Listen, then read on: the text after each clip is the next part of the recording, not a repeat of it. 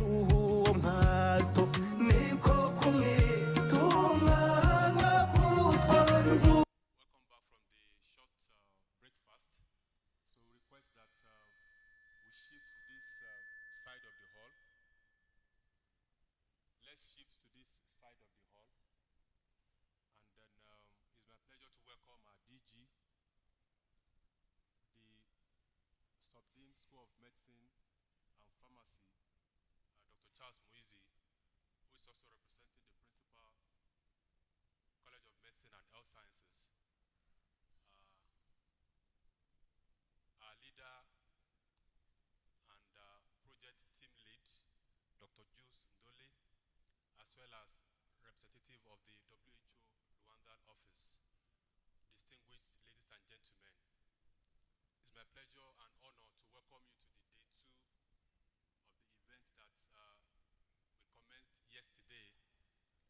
As previously announced, we shall be having a series of oral as well as poster presentations. Once concluded, we'll be having the closing remark for the symposium, a group photograph, and then we take a break for lunch.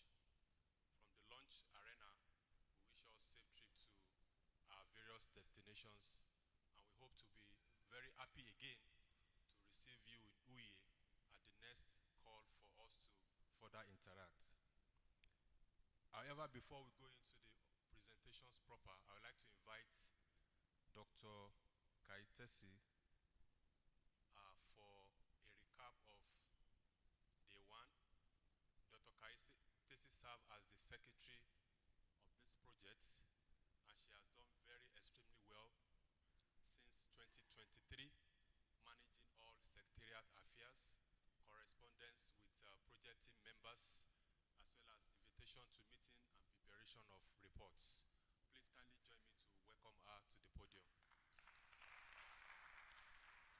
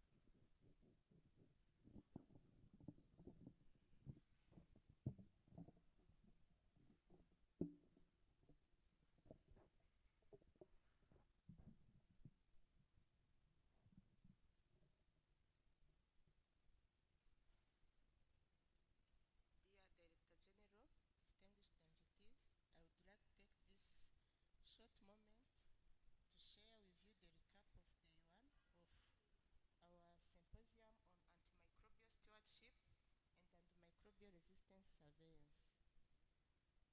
It has been organized by University Teaching Hospital of Butare,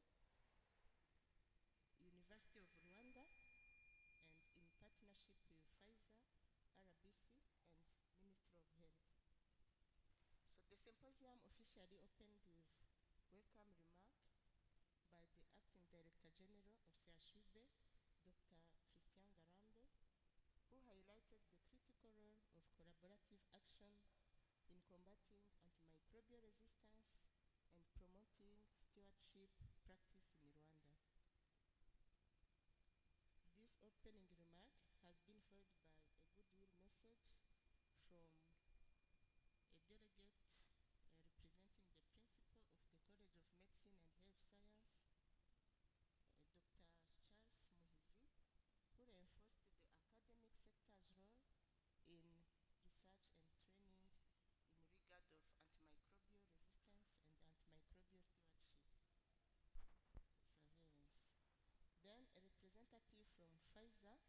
pharmacist Blaise Pascal Ishimwe underscored the private sector's commitment to support sustainable antimicrobial stewardship and antimicrobial resistance interventions. Then after, we received a keynote addressed by the Director General of the Rwanda Biomedical Center, Professor Muvunyi Mambo Claude, who emphasized the national commitment to antimicrobial resistance, containment, and the importance of data-driven policy implementation.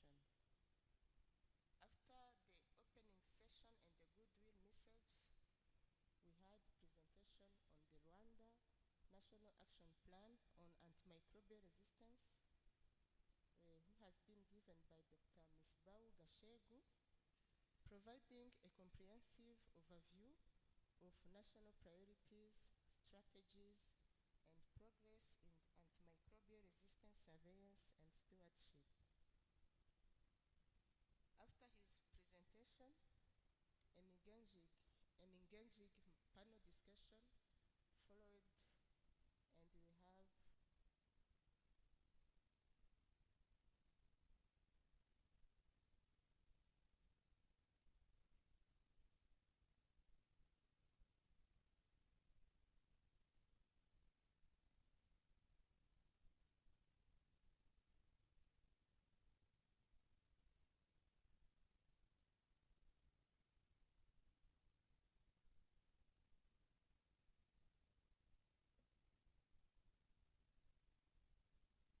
Antimicrobial Stewardship Program and Antimicrobial Resistance Surveillance at CHUB. The presentation has been given by Dr. Jules Ndori Minega, the Head of Clinical Education and Research Division, and Dr. Jibril Mbarushimana. They highlighted achievement, ongoing initiatives, and areas needing reinforcement to ensure long-term sustainability.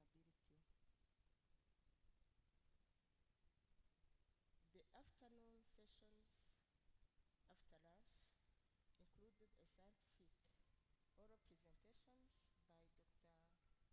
Noel Gahamanyi, who presented on high prevalence of antibiotic-resistant Campylobacter among patients attending clinical settings in Kigali. Then after, Dr. Muhinda Charles presented the findings on evaluation of antimicrobial resistance patterns of escape pathogens isolated from clinical samples at Rwanda Military Referral Teaching Hospital.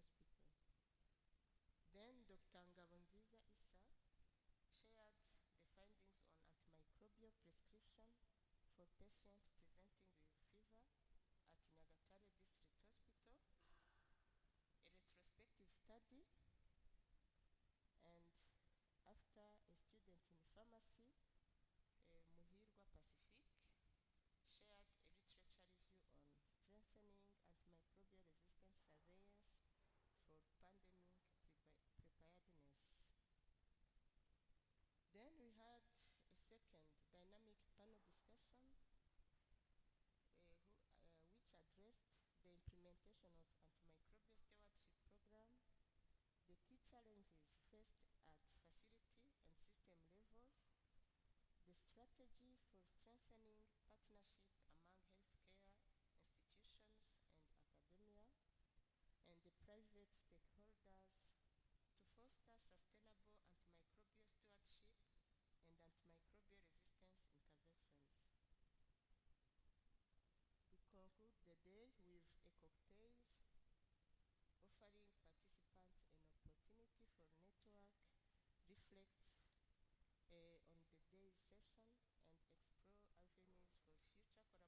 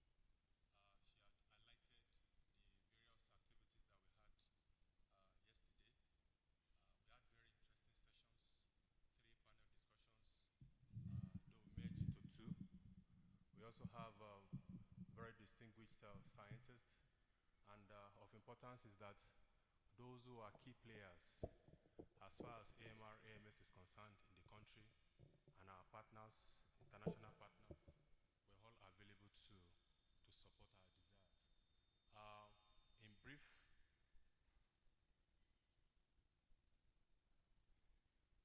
all the oral presenters should please take their seat on this side.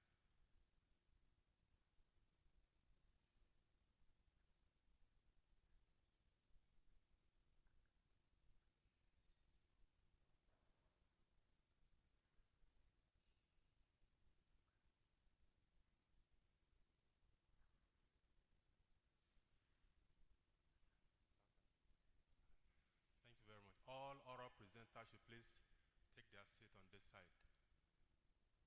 Dr. Isa, please take your seat there. I know it's not presenting, it's a DG, so we are giving him a DG position.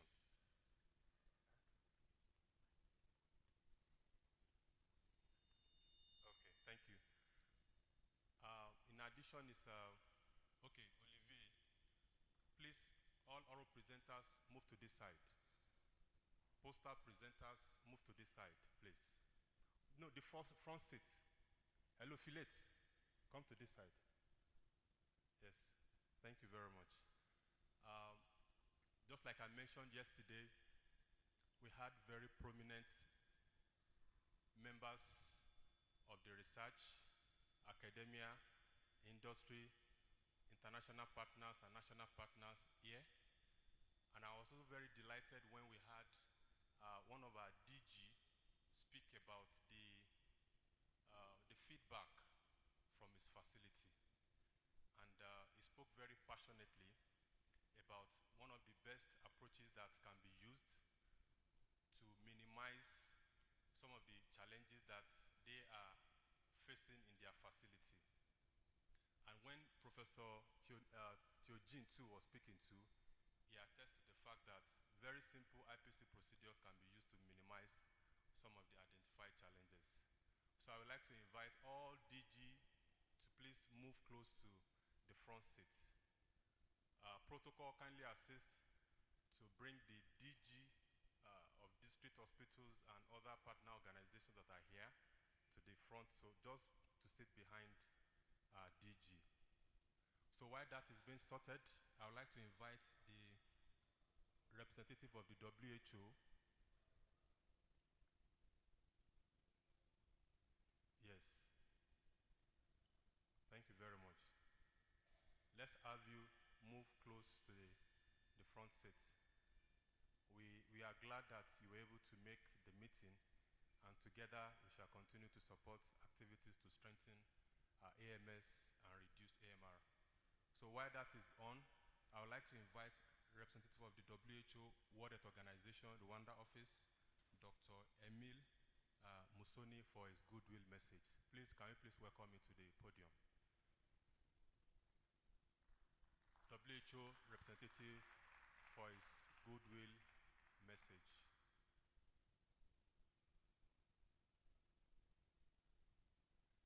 Yes, we are also delighted to see the face of AMR, AMS in Rwanda. She's going to give us another round of presentation today. Pharmacist Denise, we are happy to see you today. Thank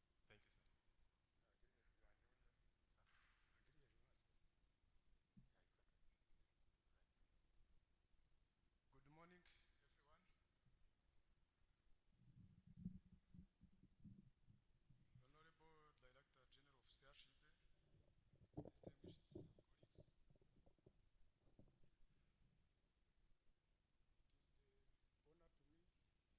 my thoughts on the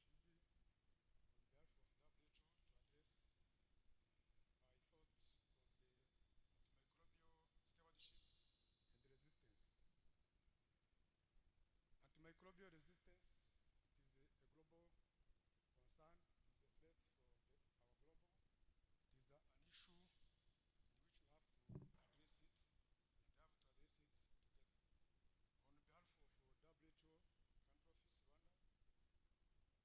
Country Office Rwanda, we congratulate the team of CHB, Senior Management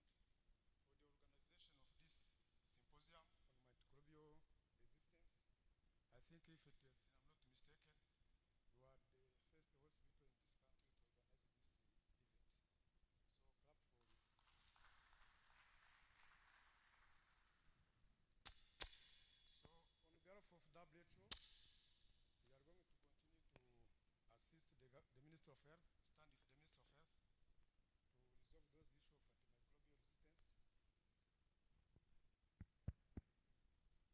Thank you. Maybe the sound was not good. I don't know if I have to repeat the message. So on behalf of WHO, we stand with the Minister of Health. We will continue support. Our support consists of technical support, global advocacy, trainings, and the other support, including also supporting the research. For this antimicrobial resistance in Rwanda, we are supporting the Ministry of Health in strengthening laboratory capacities as the one who is on the front line of the fighting against antimicrobial resistance.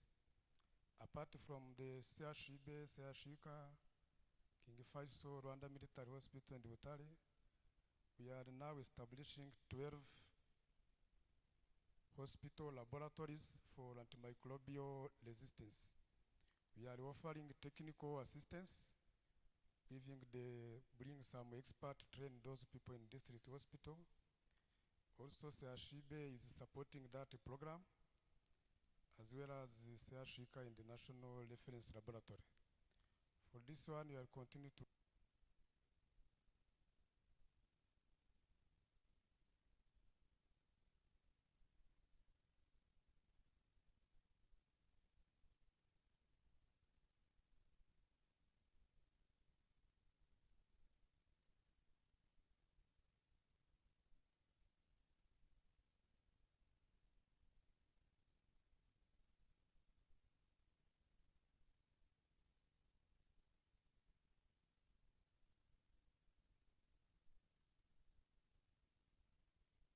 support the government, in particularly CHB, who is on the first line of fighting against the antimicrobial resistance.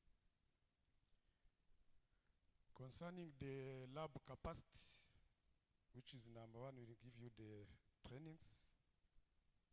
We also advocate for some grants. We also support you for the research and the surveillance. At WHO, we have ongoing survey on antimicrobial resistance, and CHB is among those hospitals who will be participating in that survey. WHO is collaborating with other partners like Fleming Fund. We are in hand together to support the antimicrobial resistance in Rwanda. So, without taking too much, I would like to say that WHO will continue to support you on this program of antimicrobial resistance surveillance.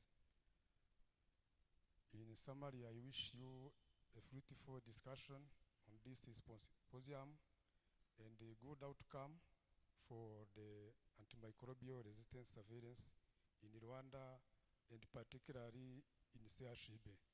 Thank you.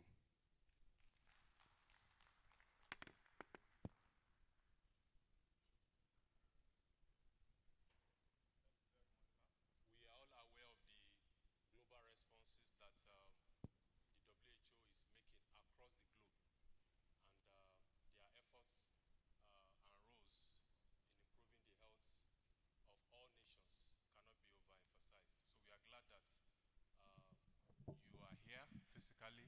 You've listened to the summary of the activities held yesterday, and we'll be glad that at the end of today's sessions, the communique that's going to be read will be part of what would further enhance your activities within the various facilities that you are operating with.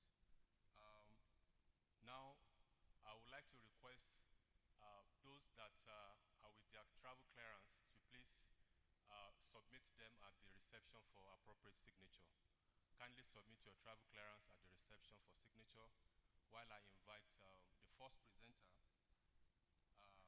Mr.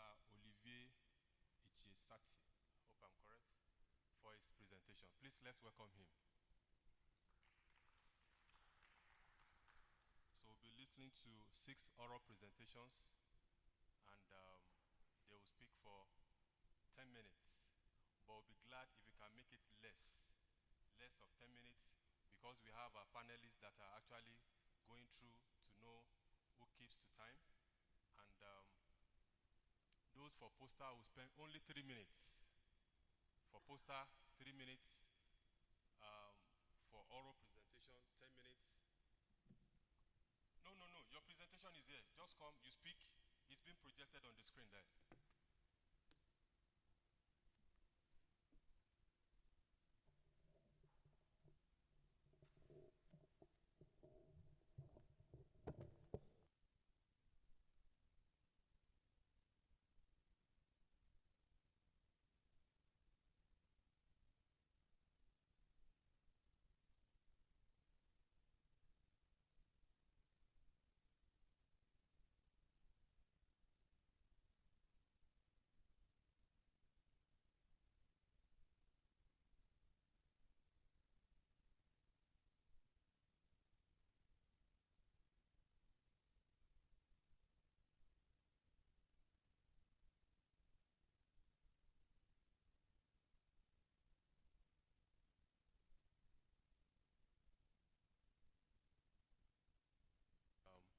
On YouTube, we have shared the link on some of our platforms that we should be able to follow up.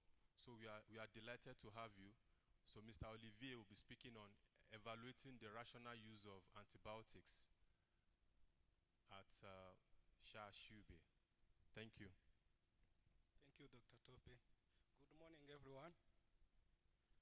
Thank you for this opportunity given me to present in this outstanding symposium. My name is Olivier Kishatse. I'm lab scientist at Chub. I'm also a master in health supply chain management. So as you see, I'm going to share with you the work we have done on the use of antibiotics at Chub, with the title Evaluating the Rational Use of Antibiotics in Chub. So as far as antibiotics use is concerned, globally we have 50% of antibiotics which are prescribed irrationally, and 50% of the patients fail to adhere to the medicine as prescribed. As a result, we have the increased antimicrobial resistance. In 2019, the study have shown that over 1 million of people died because of the disease related to antimicrobial resistance. And most Africa take 20% of this death following the Asia.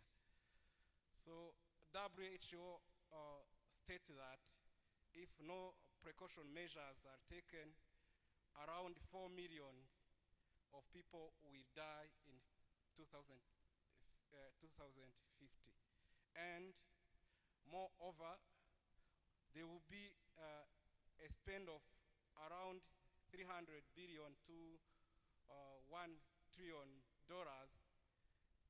because of the increased health cost and reduced productivity.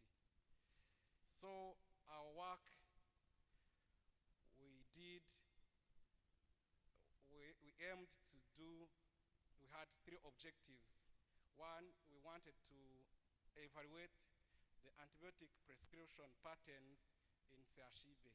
2, we wanted to see the antibiotic prescription compliance to the WHO prescribing indicators. Then we wanted to see the factors which are associated with the irrational use. Then finally, provide some recommendations. The way we did it, we did the cross-section study as a prospective. So we went in the hospital and collected data from the patient files, where we had sample size of 650 files from the selected 5 departments. After having the data from the patient related to antibiotic use, we went ahead and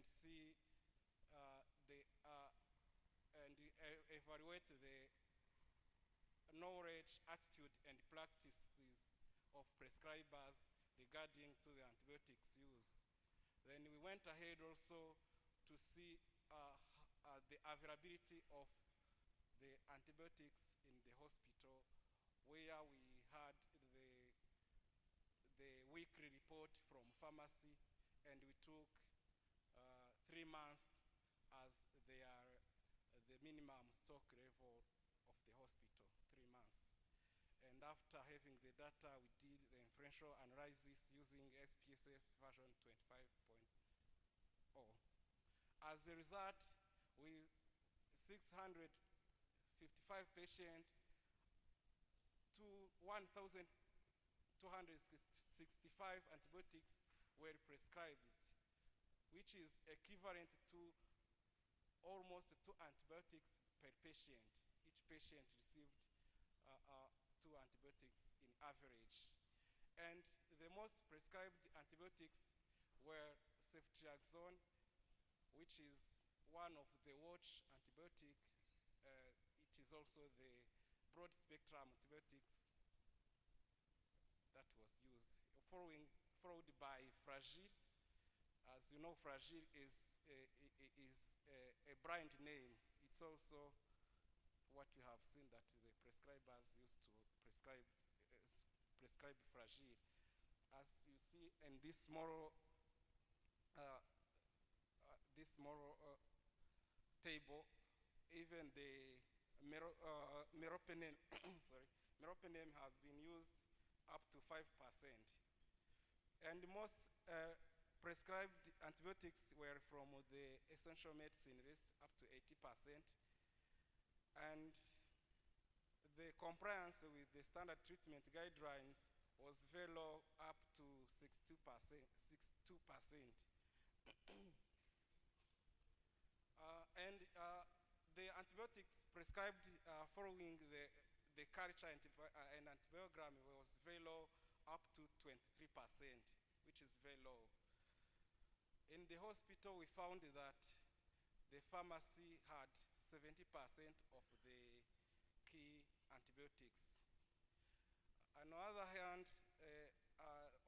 the prescribers' knowledge, we have seen that the prescribers never get sufficient training, whereby you have 50% of prescribers who never attend the training or seminars regarding the antibiotic use.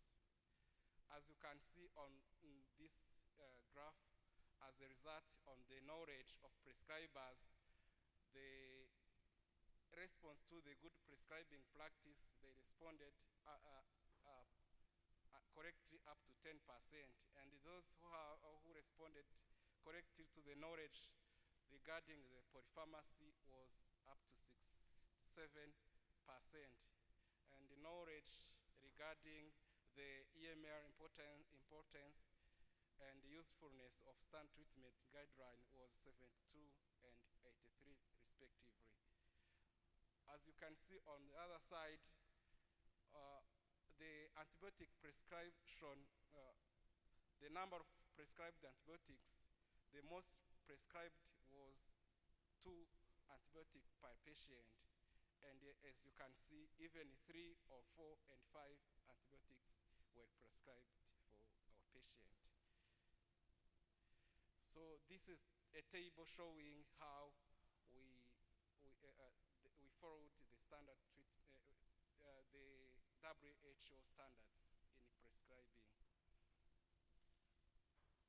This is also the logistic regression we did to see the factors related to overprescription, whereby we have seen that overprescription was significantly associated with non-requesting of the laboratory test. And we also saw that overprescription was in more in pediatric than in other departments. So as conclusion, we have seen some level of improper prescription, which is manifested by non-compliance with WHO prescribing standards, two, by non-adherence to the standard treatment guideline, and also limited knowledge of prescribers regarding the antibiotic use. Therefore, we recommend that for implementing antimicrobial stewardship, we could have continuous education program and surveillance and improve diagnostic support that includes culture and antibiogram. Then improve the access to antibiotics and standard treatment guideline and EMA list in words. So I cannot live here without acknowledging the partners who supported me to do this research, including the Region Center of Excellence, for Vaccine and Immunization and Health Supply Chain Management, who gave me the grant to do this study. And also thanks Shibe, who supported me, who gave me the opportunity to do this research, as well as the health workers who supported me in the data collection, in the data analysis, and so on and so forth. And I also thank the organizer of this event to give me this opportunity to be here presenting my work. To conclude, I thank you, I tell you, I say, let's act now to fight against antimicrobial resistance. Thank you very much. Thank you very much, sir. Now we invite pharmacist Denise for our presentation. Mr. Olivier was right on time, 10 minutes.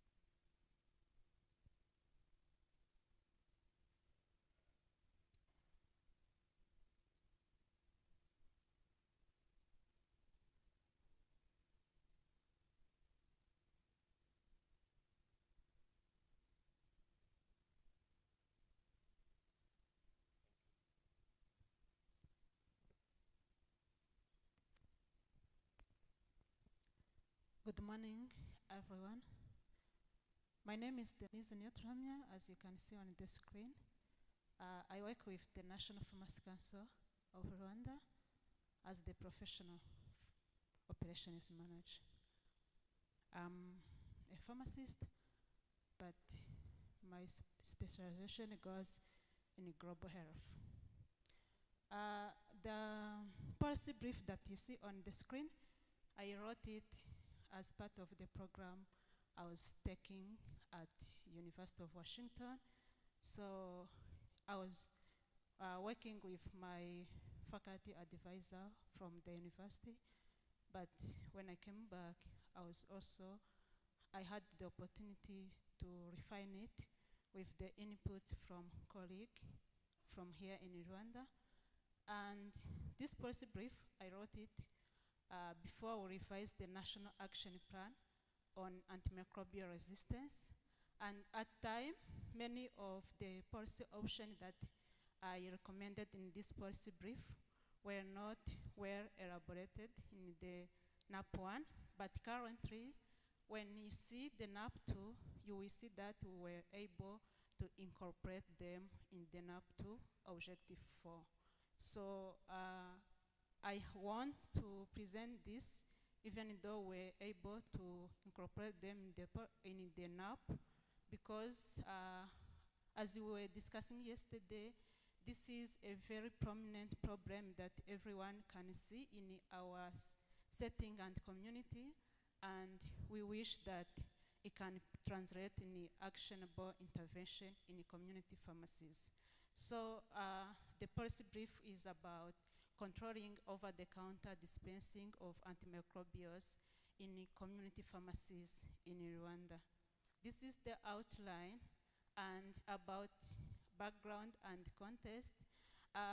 The presenter who has preceded me was talking about the number of people who die of antimicrobial resistance. But as we know, in Rwanda, we are lacking real data that can represent the burden of IMR in our country. But when you don't have the real number, most of time you rely on estimation.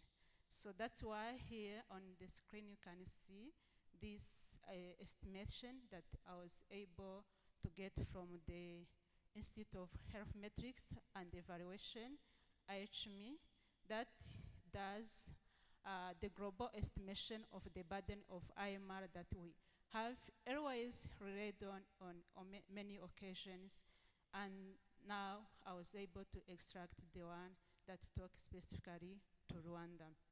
The number can be overestimated because it is estimation of course, but what if is not overestimated but underestimated? This tells us that our people are dying. We are losing people. And as we saw yesterday, everyone among us is the candidate of infectious disease. So we are all candidates of death due to IMR. So around 1,800 people in Rwanda died of death that couldn't happen if IMR was not in Rwanda in this year. I think this number is even higher than the number of people who died of COVID-19 in the whole period of the COVID, and it's alarming. So, as we discussed yesterday, the government has exhibited strong commitment to strengthen intervention to contain IMR, and yesterday we were able to go through this strategic document that established foundation for us to guide us on intervention to curb IMR. But we still have the problem, as we had it from the audience yesterday. We are putting much effort to fill this container, big container, black one, of our health system with intervention, which are the water that the man is pouring in the container to contain the antimicrobial resistance. But our interventions are leaking. There is a force that is driving it out. Those I compared with community pharmacies, dispensing antimicrobials without a medical prescription. So currently, we have heard it from the audience that too many patients purchase antimicrobials from community pharmacies without medical prescription, compromising the effort to combat IMR in Rwanda. This policy brief was about analyzing options for limiting over-the-counter access to antimicrobials in community pharmacies in Rwanda. So we started by analyzing different drivers that lead people to purchase antimicrobials from community pharmacies, generally in developing countries. What are they? We have seen that economic barriers impacting health access lead people to purchase antimicrobials from community pharmacies in a developing country especially, because in many cases patients have to pay their own cost of medicine.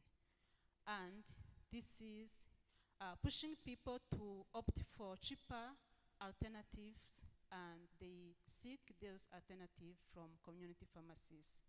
Another challenge is that, or is an opportunity that is being misused, is that community pharmacies are distributed too close to the community, and their access is easier than any other health facilities because it takes less effort and time to get access to community pharmacies. This also leads community members to prefer them over other healthcare facilities to access their medicines, not only antimicrobials. Another challenge is that we have a culture or cultural norm in our communities that self-medication is acceptable. So patient pressures pharmacists to to comply with their demand, even for antimicrobials, because they have that culture of self-medication when they get sick. Another big challenge that we always see around us is profit-driven models in community pharmacies, where the setting of community pharmacy itself set it as a business, like any other business, even though they deal with our health. So because of that, pharmacy owners, most often they prioritize profit over healthcare provision. And from the survey that we were able to assess that were done in the African context or developing countries context, we saw that some pharmacists even receive orders from their bosses to comply with the patient demand on dispensing antimicrobials without medical prescription. Another challenge that was even highlighted in Rwanda is the impact of competition on pharmacist decision, where high competition among pharmacies pressures pharmacists to prioritize sales over responsible dispensing of antimicrobials. And the one that also concerns all of us is the limited or lack of knowledge about IMR among the public and community pharmacy staff that also drive over-the-counter antimicrobial dispensing. So we summarized the survey that just few of them that were done specifically in Rwandan context, and we were able to come up with these two observations. The behavior of community pharmacies in Rwanda is driven by limited or low regulatory compliance, because the pharmacists who were able to respond to those surveys said that the behavior is influenced by patient pressure and the fear of losing client, which is in relation to the business and competition. And also we saw the lack of knowledge and awareness on IMR among both community members and pharmacists. So from there, we saw that antimicrobial over-the-counter dispensing, of course, accelerate the overuse and misuse of antibiotics and even delay conventional treatment, leading to serious illness and even fatal consequences, as we might know. From the analysis that we did, we were able to propose some policy intervention that can limit the over-the-counter purchase of antimicrobials in Rwanda based on this analysis that we did. And we saw that there were different interventions that were carried out in different countries which are in the same or similar settings as Rwanda, but those interventions brought in different or varying success depending on the context of each country. So we analyzed different policy options based on those criteria: political feasibility, sustainability, acceptability, cost benefit, public health impact, and equity impact, to see which intervention can fit in the context of Rwanda. Based on that, we saw that mostly the intervention work according to the context of each country. So we were able to see how the healthcare system in Rwanda is built, and we saw that the health system in Rwanda follow the typical universal healthcare system that starts from the community up to the tertiary hospital, and its population, the population of Rwanda, have access to health facility compared to many other population in different other health system, which remove the excuse of accessibility of health system that was seen in the other settings. Also, according to the statistics in Rwanda, up to 97% of the population have access to health insurance, among them the community health insurance. And this also moderate the out-of-pocket spending, which should not be an excuse to go for the cheaper alternative in the community pharmacy. Therefore, our intervention only focused on regulatory interventions. So we proposed these types of policy option. First, we proposed to leverage the existing capacity of regulatory bodies. We have the national regulatory bodies that has been supporting us to regulate the pharmacy practice, so we should emphasize that they also include the monitoring and utilization of antimicrobials in the existing inspection of community pharmacies. We also recommended that there should be an establishment of prescription-only dispensing, registration, and antimicrobial use system in the community pharmacies. We were able to identify key players in this policy intervention. There are so many. This is a sample of those that I was able to put here, but we recommend that all key players in this policy intervention should be consulted and engaged to be able to control this problem. As conclusion, addressing the over-the-counter antimicrobial cells in Rwanda will enforce the effort to combat IMR by ensuring accurate diagnosis and appropriate treatment before using antimicrobials. Additionally, if we manage to put antimicrobial use monitoring system, this will enhance the existing IMR surveillance effort in the country, but sustainable success require stakeholder engagement, including community pharmacy owners, and strong collaboration between regulatory bodies to enforce effective policy intervention. Thank you.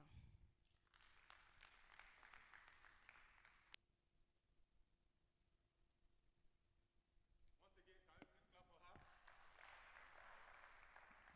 Though she's owing us 3 minutes. You are owing us 3 minutes. We'll get the credit from the Pharmacy Council. So now, let's invite pharmacist Lambert Safari for his presentation. Please, let's welcome him. Thank you very much, Pharmacist Dennis, for your presentation. She has highlighted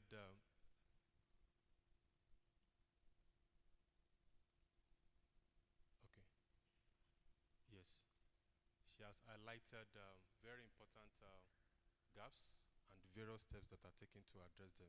So now we'll be having another presentation which is on implementing data-driven approaches to improve antimicrobial prescription at the A&E department, enhancing antimicrobial stewardship in the tertiary hospital care in Rwanda. Thank you. Thank you, Tope. Mwaramutse. So we are going to go through this project research, which is a quality improvement, which we are doing as a team.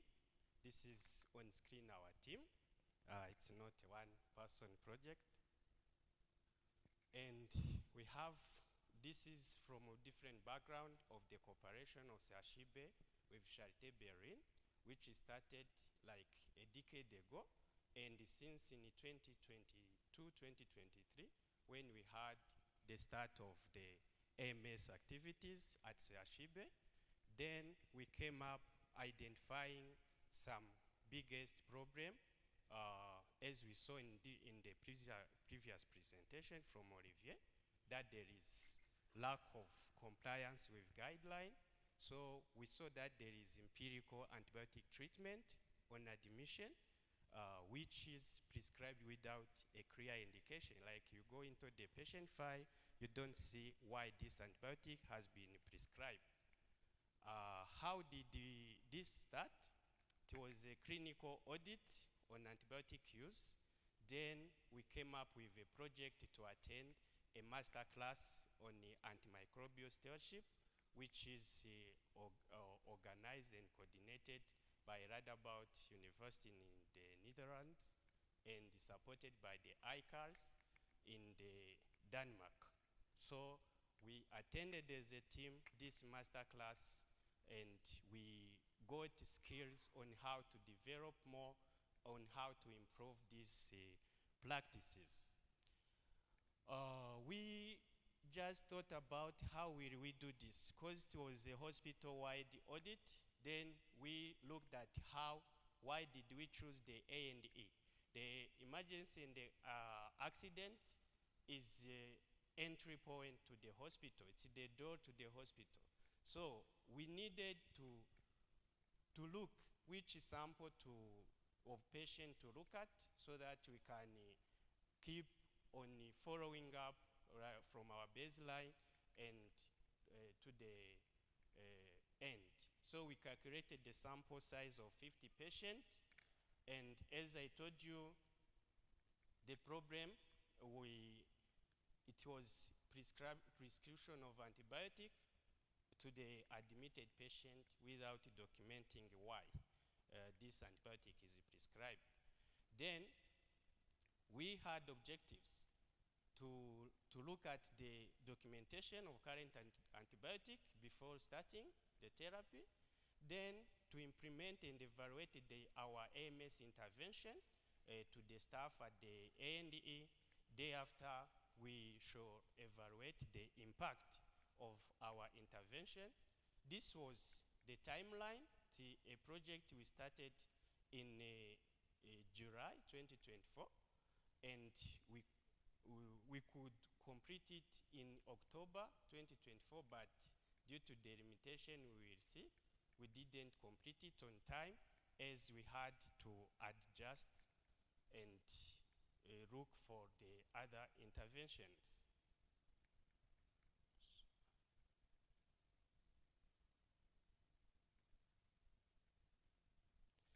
So we used the WHO adapted tool for antibiotic audit, where we can see the first part of it. It's all about patient information and antibiotics that are being prescribed. Then we looked at the initial review of these antibiotics that are prescribed, checking into the clinical records. Then we looked at the 48-hour review, as this WHO review antibiotic audit tool do advise, and we got to see the baseline results about the documentation of an indication. We saw that only 59% of these patients admitted at A&E had a documented indication, with a gap of 41%. Then we saw the common, how is the distribution in percentage of those looking at those documented. So with no indication ranked the first, like for 16%. So this looks a bit scary. We looked at the mostly used antibiotics, and as we saw, the UTI was the most prevalent indication for the antibiotic. We saw nitrofurantoin was the first, and the amoxicillin clavulanic acid was the second. Looking at the documentation of the dose and the duration, and only 31% they had that documented dose and the duration. Other 69, no documentation of it. Looking at in ensuring the rationales of this, at the sample correction for culture, only 6% of these patients had been prescribed the sample for culture. This I talked about it. About the correct dose, the duration, we can see also there were still the gap in ensuring the correct dose was prescribed. Like 25%, no, they had the wrong dose. And looking at the duration, only 29%, they had a known duration.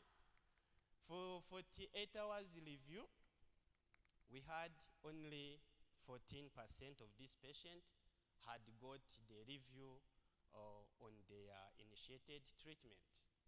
Looking at the guidelines adherence, we had only 27% adherence to the guideline. So we found that there is low adherence to antibiotic recommendation and very limited sensitivity testing. And we found that the UTI and STI, including intra-abdominal and pneumonia, were most frequently documented as indication for antibiotic at the AND. Then we went to the intervention. With intervention, we did education and training to the A&E staff. Then we presented the findings in our baseline assessment, and these were the not one-day training. It was organized with the frequency, and we conducted 3 training to cover all the staff at A&E. Then after those training, they committed to improve the documentation, and this were the date we trained them in November and December. That's when we showed the benefits. Why should we conduct this AMS intervention? Importance of proper documentation of indication for continuation of care. If I am the one to keep on, I will know what was the reason of this prescription. Then we had to tell them the importance of proper use of antibiotic other form. This also facilitates in tracking the use of these antibiotics. So the staff trained, we tackled everyone at the A&E, including the students that are rotating at that department, so that also they are a part of that program. So during this intervention, around 35 staff have been trained, and they had their commitment, and they committed to use all different prescribing form. Like when we prescribe like meropenem, vancomycin, you need to control the medicine order form, and there is a request of those diagnostic AST data so that they can comply, and they committed to adhere to the used guideline. For post-intervention, as we had some limitations, we had to adjust our post-intervention assessment, which was meant to be concluded in 2024 and we are doing the post-intervention from this January to do the data collection to look at how this intervention has contributed so that we come up with the results and show the impact of our intervention at the emergency A&E. So with a few data we have so far collected, surprisingly, there is one day we went, we found only one patient was on antibiotic with a good documentation as well. So we found that there is a remarked decrease in antibiotic prescribing on admission, and we expected to complete the data collection in this month and have it analyzed. And this data is collected in a multidisciplinary team. We have a medical doctor, a pharmacist, and a nurse. As I showed, we have that team of us. Here are the challenges we met and how we try to mitigate them. We had the limited availability on site of the team member. So this is the problem the AMS intervention always face, the limited availability of staff on the ground so that they can intervene on time. So we used to have a continuous follow-up, and we used to have some virtual meeting and look who is around so that you can keep on following up this project. Then we had to plan with the stakeholders, mainly the department leaders, to be involved so that we have a success of this AMS intervention. Then we could have to have implementation plan to, like, when staff are there available, which venue is available to use. So all those were the challenges and the limitation we meet, but anytime soon, this project will be completed, and I wish to acknowledge the support of the University of Rwanda that facilitated us to gain knowledge on this master class AMS intervention. CHB as well, which also authorized our departure out of the country to gain this knowledge to come implement it, and International Center for Antimicrobial Resistance, which funds the resistance solution, which funds this masterclass, which is called Normally Drive AMS. One of the outcome of it is that we conducted this Drive AMS masterclass here in Rwanda in this January, where we invited different hospitals to run and go intervene in their respective health facilities, and the collaboration as well of CHB and Charité. Thank you.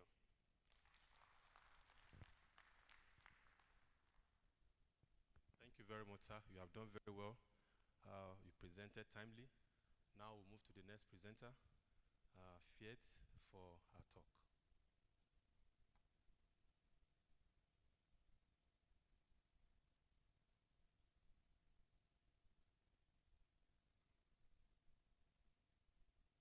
So she'll be speaking on bacteriological profile and antibiotic susceptibility patterns of bacteremia among hospitalized patients at the University Hospital of Kigali. Thank you. 10 minutes or less.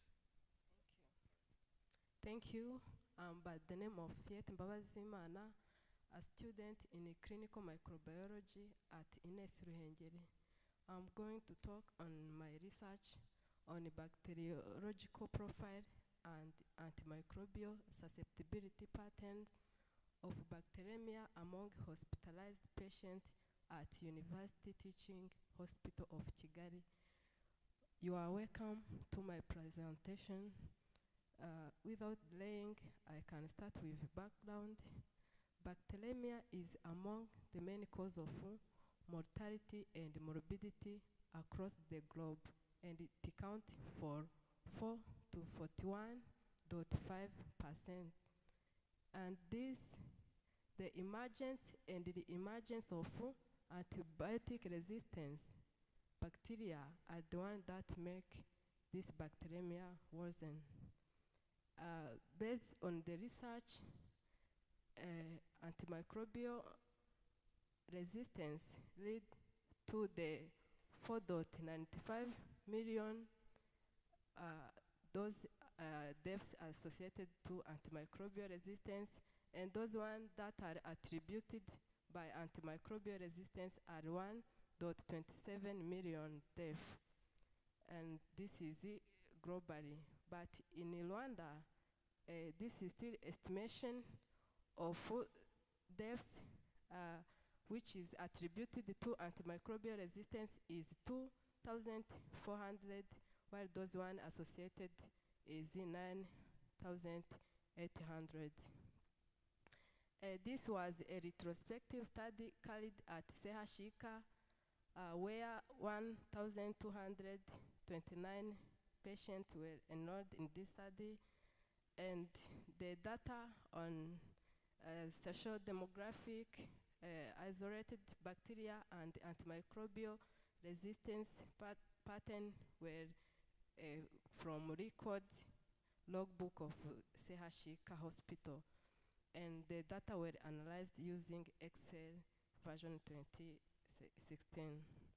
Starting on the social demographic characteristic, the results have shown that mainly bacteremia was common in male, and also based on age, it was common in a patient under 1 year and in those within 25 to 15 years. Mostly, the isolated bacteria were Staphylococcus aureus, which count for 78%, followed by Klebsiella pneumoniae, and the next which count for large was even Escherichia coli, counting for 28%. The distribution of isolate,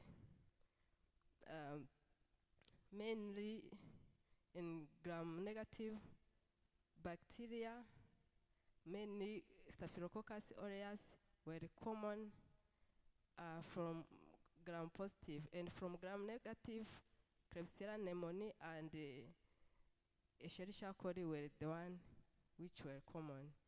Based on the distribution in the different services, we found that those isolated bacteria were found, mainly Staphylococcus aureus were found in all services. Also, Klebsiella pneumoniae were found in all services. But when we look to the Acinetobacter, were found in all services except emergence. And we have discussed on this that maybe in Seashika, Acinetobacter is among the most hospital-acquired bacteria, as was mainly found in all services, but not found in the emergence. On the antimicrobial resistance pattern, I found that Klebsiella pneumoniae and Klebsiella pneumoniae were resistant, most of them were resistant to antibiotics used at Seashika. And for Escherichia coli too, were mostly resistant to those antibiotics used in Seashika. But for Pseudomonas aeruginosa, were resistant to all but except polymyxin. But this polymyxin, remember, it is in reserve. For the resistance in gram-negative bacteria, let me talk to Staphylococcus aureus. Also were resistant to most used antibiotics except this vancomycin, and also is the one in a reserve. For multi-drug resistance, we found that 70% of bacteria isolated were resistant to most of the drug used, like Staphylococcus and Klebsiella were mainly resistant to 5 drugs, and Klebsiella pneumoniae most 6 drugs. To conclude this, prevalence of bacteremia in Seashika were counting to 18%, and mostly 17% isolated bacteria were multi-drug resistant. As a recommendation is for the researcher phase 3 to try find the alternative drug. As you see, many bacteria are resisting to mostly used antibiotics. For pharmaceutical companies, must help in development of new antibiotics to tackle this infection. For doctors, are recommended to prescribe drug based on evidence-based guidelines like AWARE.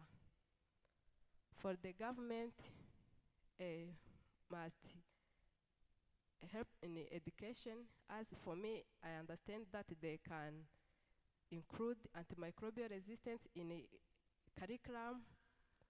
Even those churches can talk to antimicrobial resistance, even social media.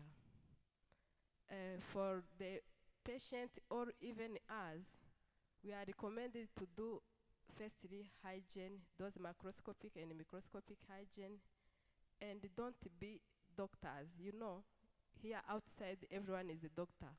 If he get cured with medicine, he or she start telling others, use this because they have same sign or symptom. So we can stop this because we are not doctors. Thank you. This is the end of my presentation. I can thank those one who prepared this symposium and give me this opportunity, and I can thank Inesi Ruhengeri who supported me in this research. Thank you.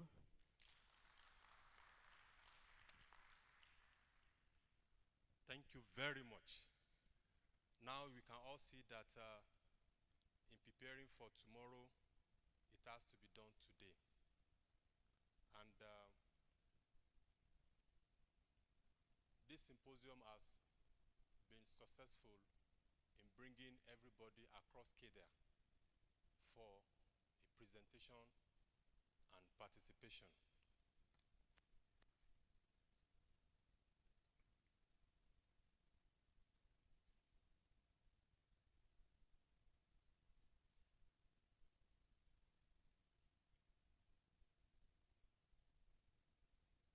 So as I was saying, we have been successful in bridging the gap.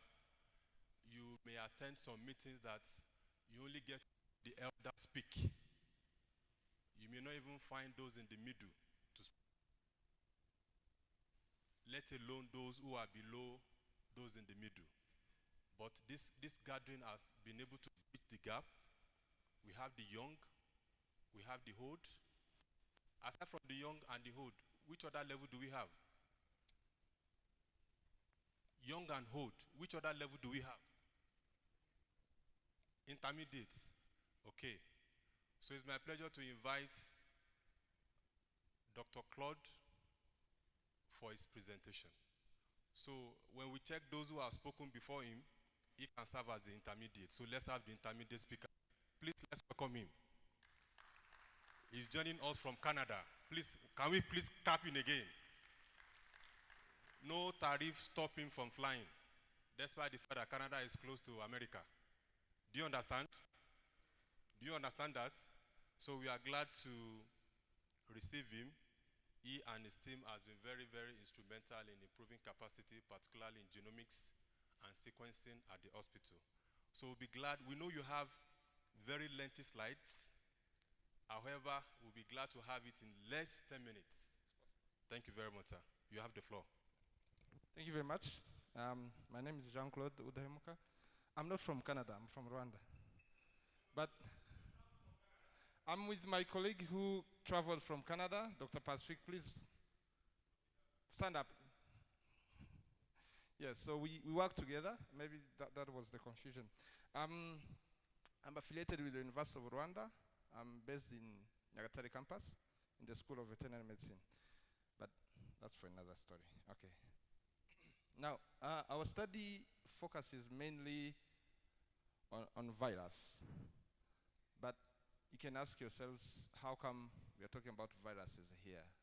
And the virus we are talking about is the famous one, Mpox virus, that has been going around. And I can see someone from WHO. We know that since 2002, it's been, actually I think it's been the only pathogen that has been placed on the fake level twice from 2022 up to now as a public health emergency for international concern. So as you know, Mpox is a viral disease, but it first was discovered in the 50s, and that was in a monkey in a lab. Therefore, it was named monkeypox, and then later changed to Mpox. But the first human cases were reported in a baby in DRC in the 70s, and then because of the similarity between Mpox and smallpox, the vaccine that was used actually to eradicate smallpox has been used for Mpox as well. Now, recently in 2022, when I jumped, there was an outbreak, a global one, of one of the clade, because Mpox virus has two clades, clade 1 and clade 2. So there was an outbreak of clade 2, which was global, mainly in MSM communities, men who have sex with other men. But now, in 2022, in 2023, late 2023, there was another outbreak in Eastern DRC, our neighbors here. And one of the things that was first observed, it was no longer in MSM communities, but it started in a network of professional sex workers. So it was heterosexually being transmitted, and that was something new. So when we started using the available PCR assays, it could not detect it. And we did not know why at the time. So what we did is we conducted some trainings, and from these trainings we realized, by sequencing techniques, we realized that it was a new genome, and the mutation had happened in the genome. The mutation had happened in the area where the primers for PCR were targeting. That's why all the tests for PCR were turning negative, even though clinically they were positive. Now, we realized the new genome and reported it in Survellance. I'll show you the papers for those who want to read more. And then we designed a new PCR assay that was also published in the same journal. And then later on, because Mpox, one of the symptoms is causing skin lesions, it started in that remote area of South Kivu where hygiene and other conditions are not the best. Now, one of the things that was a problem was co-infections, and that's what I want to present today. So there were some co-infections. These are the papers that we managed to, some of them, because there are some others that I could not put here. So we had these two from Survellance and one from Nature Medicine, and another one that actually, while there was that outbreak of Mpox, there was also an outbreak of cholera, and this was making the situation even worse. So as I was saying, we had two clades, clade 1 and clade 2.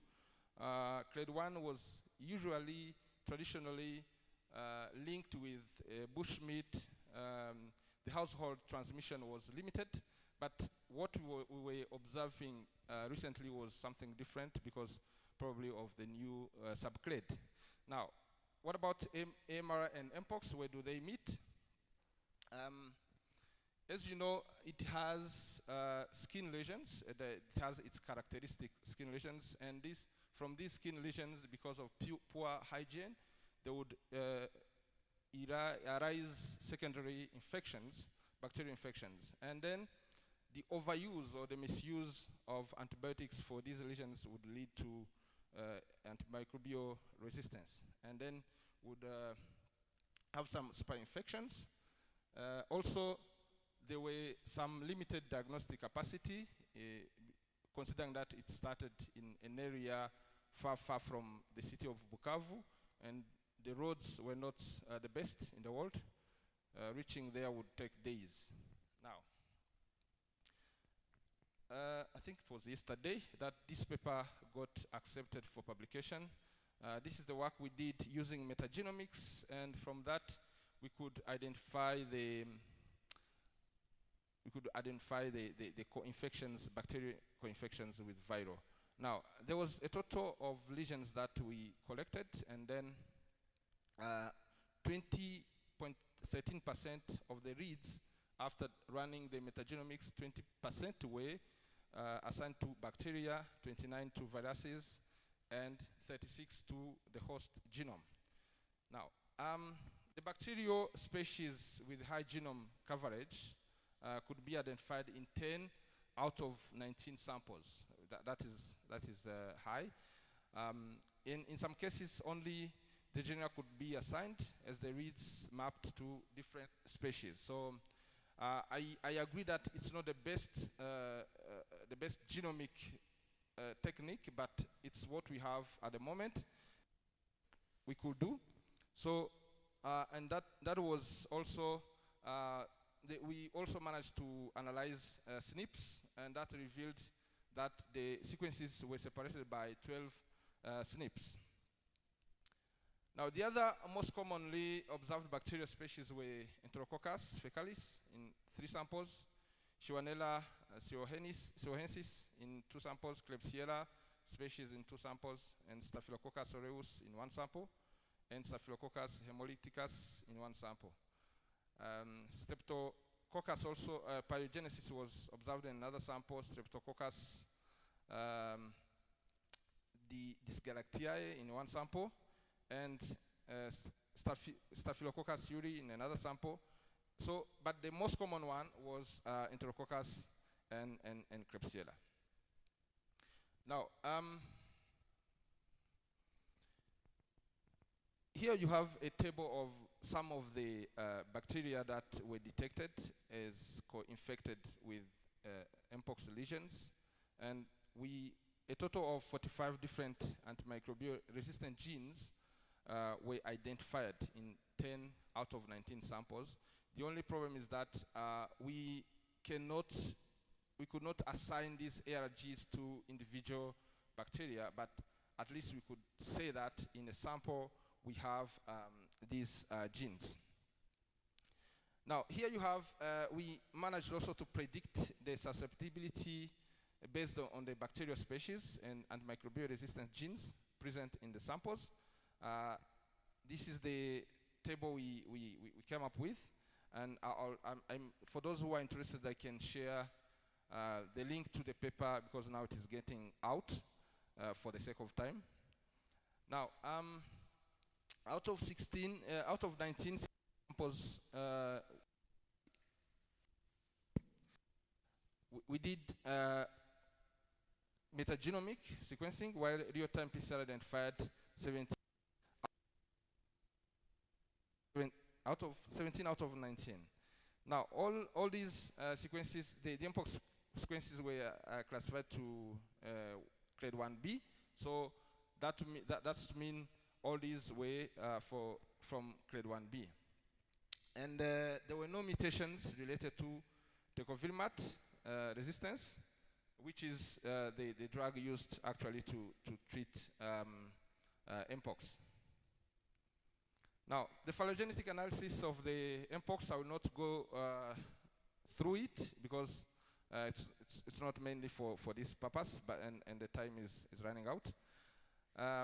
But we managed to co-detect in 19 out of 10 samples bacteria associated with skin and soft skin infections. Viral pathogen was detected in 9 out of 10. Now, in 1 sample, only bacteria associated with SSTIs were detected, while in the remaining 9 samples, only a viral pathogen was detected. Others are viral, so I will not go deep into them. The mpox virus is a zoonotic pathogen with increasing diversity and ongoing. So with the climate change, with the access to wildlife, bushmeat, and the globalization, now a disease is no longer localized in one place. And then the approaches to increase sensitivity, we can use centrifugation, differential lysis, and probe-based capture and optic pressure. So we reduce human nucleic acid background by applying slow speed centrifugation, because some of the reads were from the host, the humans, and I'll jump this.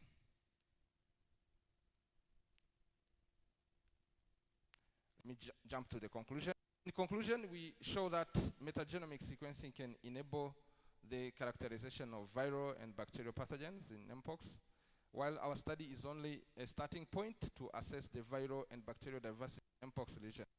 It highlights the need for research to better understand the clinical significance and dynamic relationships between other pathogenic infections and emerging mpox outbreaks. So bacterial culture, where feasible, should be done. This is for recommendations. And then should promote antibiotic stewardship in mpox clinical care, especially in low and middle income countries. I can see you approaching. And we should also invest in infection prevention and control and AMR surveillance during outbreaks. Thank you very much, and I thank our partners who are here that I will not name, but we thank CHUB, we thank the DG, we thank Dr. Gilles for inviting us and for hosting us. Thank you very much. Karibu, karibu, asante sana. Yeah, if your friend is from Canada, you are also from Canada. If you are from Congo, your friend is also from where? Also from Congo. Yes. That is why they say one good turn deserves another. So welcome you to join our very beautiful sister, Divine, for our presentation. We have an online presenter, Dr. Ifenyua Okeke from Southeast Nigeria. Can we please clap for her? Sir? She's online, sir. Ah, okay. Yes, she's online listening. So as soon as the technical team are ready, they will. Okay, at that time, okay, sir. So this is pre-clap for our presentation. So welcome. You can see she's beaming with smile. We'll be very glad to.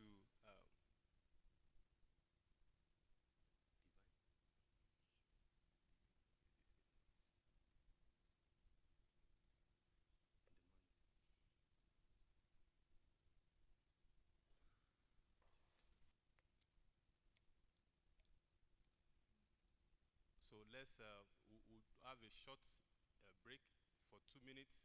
Let's try and stand up and stretch while we pull up our presentation. Let's just stand up a few minutes. Please don't leave the hall. Don't leave the auditorium. Just stretch a few minutes. Dr. Isa, come back here. Where, Dr. Isa? Yes, please lead us in a few minutes stretch.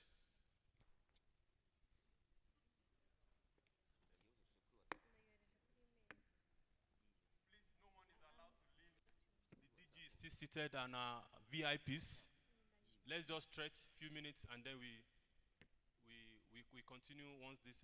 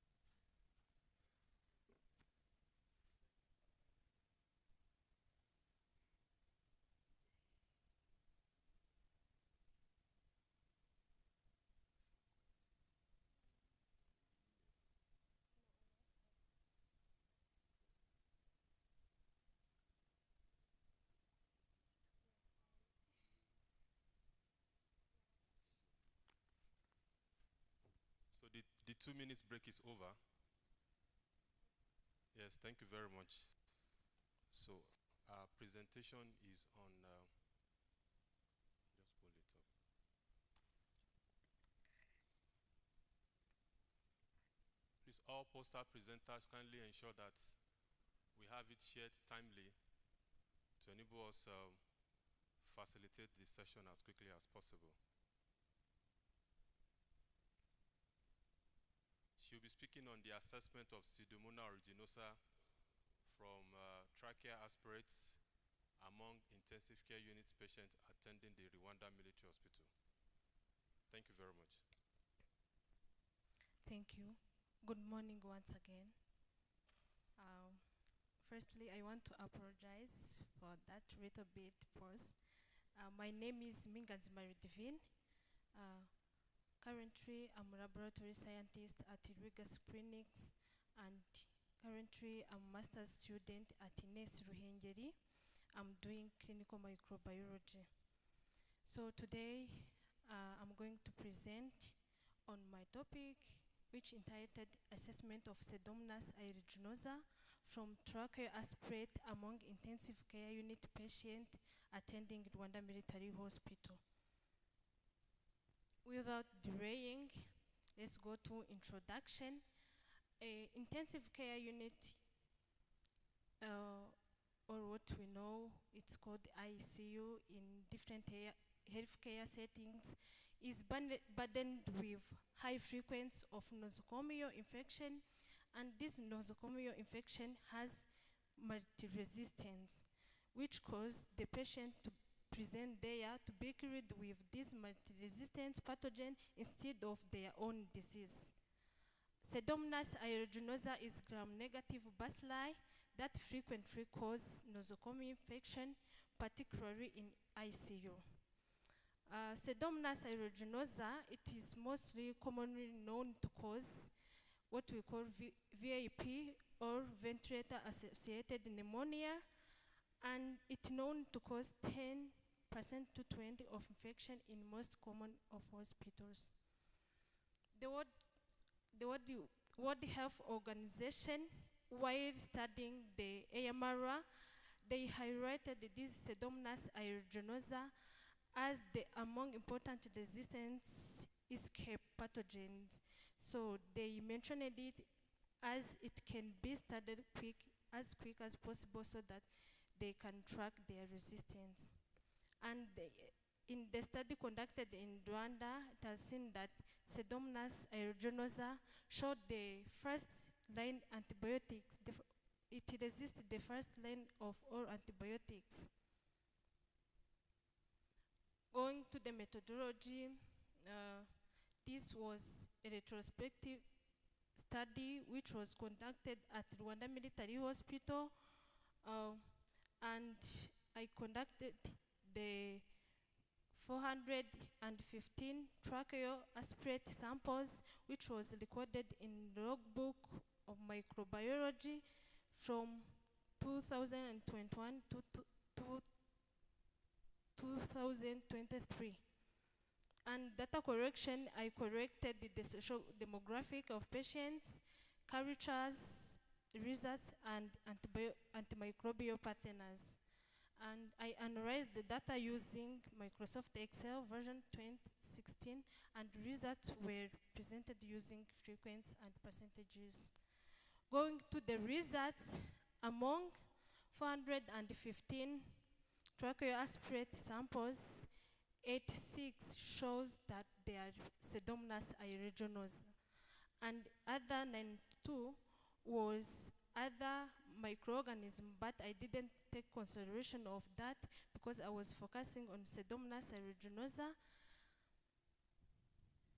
And as you see on these figures, the people who have age above 50, they had that Pseudomonas highly compared to the other age. And the age between 26 and 50, they have other pathogens which was not Pseudomonas, but they were in the combination. There was Pseudomonas and other isolates. This second table shows the isolated Pseudomonas aeruginosa and with how it was resistant and with the antibiotics used to treat it. This table shows that isolated Pseudomonas aeruginosa was sensitive to only PB and it was totally resistant to all first-line antibiotics, which gives the idea to focus on Pseudomonas as it resists on the first line, means it is going to resist to it so that the patient are not going to be cured well.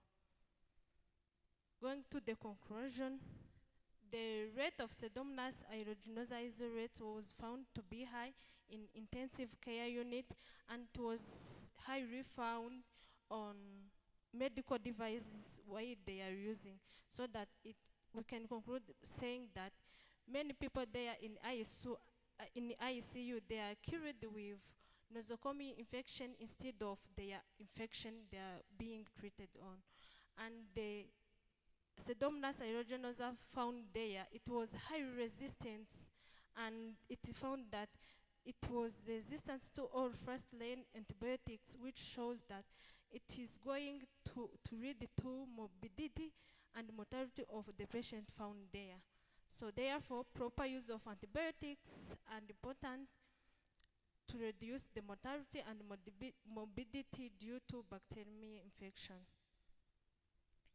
For recommendation, firstly, I recommend to the healthcare settings to encourage the good hygiene and even surveillance to the to ICU services so that they can track if there is any nosocomial infection there in that service so that they can enhance the IPC.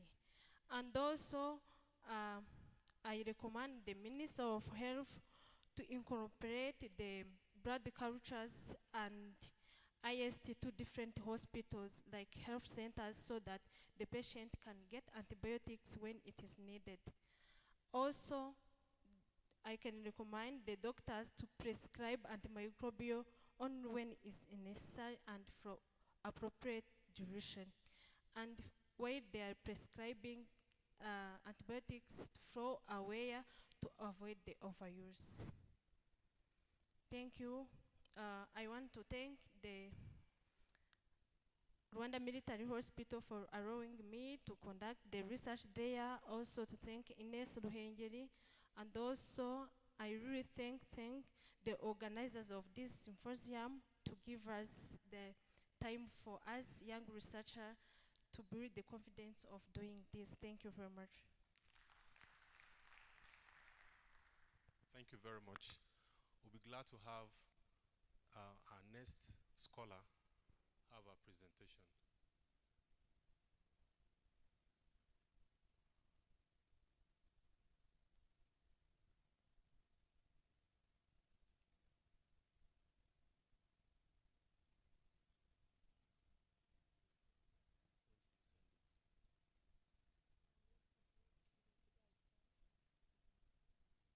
Dr. Jibri?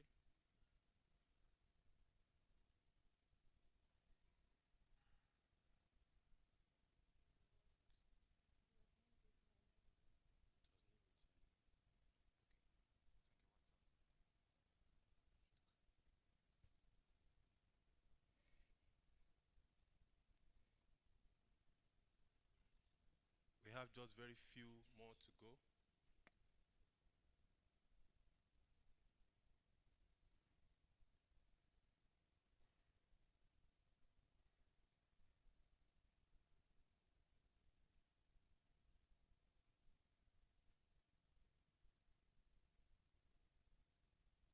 So, start this. So, Dr. Okeke Ifeyiwa, please get set in 10 minutes or less. Go ahead, please. Thank you. Morning. I'm here by the name of Atanazi Wiringimana. I'm a lab analyst at Ines Ruhengeri in a clinical microbiology lab and a master's student within the same institution. So I'm here to present a study that is entitled Comparative Study of Antibacterial Activity of Garlic Extracts and Honey on Selected Isolates at Ines Ruhengeri with others. So this is the content, and for introduction, EMALA is growing global health concern as it leads to high morbidity and mortality worldwide. Like based on the recent findings, we have 4.95 M deaths in 2019 were associated with MR, with 1.27 MR attributable 1.27 deaths attributable to MR. The impact is severe in Africa, including Rwanda, due to misuse, like what they were saying, self-medication, inadequate infrastructures, or poor settings of healthcare. This one increases to high resistance. So given these challenges, some alternatives are being worked on to check if they can be used to treat MR instead of using antibiotics. Like, why can't we use herbal extracts instead of those conventional antibiotics?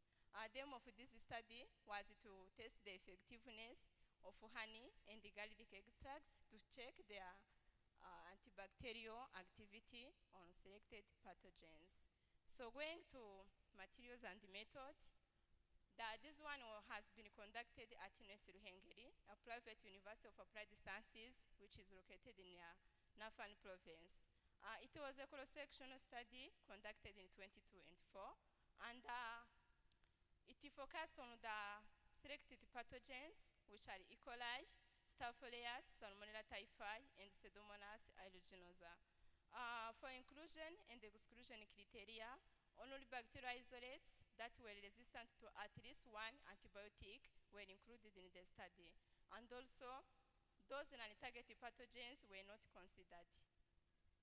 For sample collection, garlics and honey were bought from local markets, and they were processed. But for garlics, extraction has been done to extract phytochemicals. But for honey, there was no extraction. So after eating these phytochemicals, they have been tested to check their efficacy. But before testing, the isolates already stored at Ines Clinical Microbiology Laboratory have been subcultured, identified to confirm they are really the target isolates. The results were analyzed using Microsoft Excel, and they are presented in tables and figures. Going to the findings, this table is showing the biochemical compounds extracted for garlics. So we use aqueous and ethanolic solvents to extract these phytochemicals. So these solvents were able to extract phytochemicals except tannins. This tannin, we were not able to extract it. So going to inhibitory effect of garlic extracts on bacterial isolates. Extracts we use ethanolic and aqueous. So aqueous, ethanolic garlic was able to show inhibitory effect across all bacteria compared to aqueous garlic. And this one, it's because ethanol is able to preserve or to maintain the stability of phytochemicals. This is showing inhibitory effect of honey on bacterial isolates. So honey showed high efficacy on Staph aureus, and Escherichia coli with an inhibition zone of 29.5 each. But for Salmonella typhi, the inhibitory was not as high as other pathogens. So comparing the efficacy, honey showed a high inhibitory effect on Staphylococcus aureus and Escherichia coli, while garlic extract showed efficacy on the Salmonella typhi and Pseudomonas aeruginosa. For conclusion, honey demonstrated the strongest activity on Staphylococcus aureus and E. coli, while ethanolic extracts, it showed broad spectrum activity, as it showed activity on both across all bacterial isolates. But aqueous extract, its inhibitory effect was not as high because it's not able to maintain the stability of these phytochemicals. So going to recommendations, further research should optimize extraction techniques. Sometimes there is a discrepancy, so like establishing a standard method of extraction can be efficient so that all chemicals can be extracted. Surveillance also should be done to track the trend of MRA and to check the activity of these herbal extracts. And also, clinical trials are needed. They are needed to check the toxicity of these phytochemicals.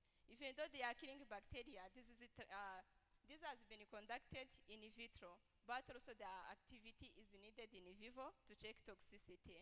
Also, these extracts, as they are we use the controls where we use antibiotics as a positive control and distilled water as a negative controls. So these phytochemicals, the inhibition zone was not as high as conventional antibiotics, but at least they are giving a promise that they can be able to inhibit growth of pathogens. So their synergy can be tested with conventional antibiotics to enhance the clearance of AMR.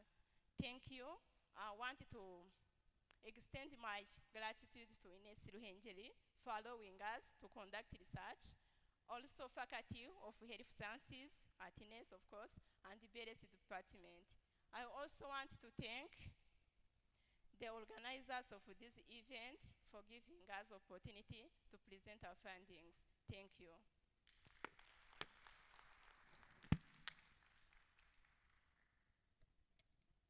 Thank you very much. We hold on a bit to sort the technical concern about the online presenter.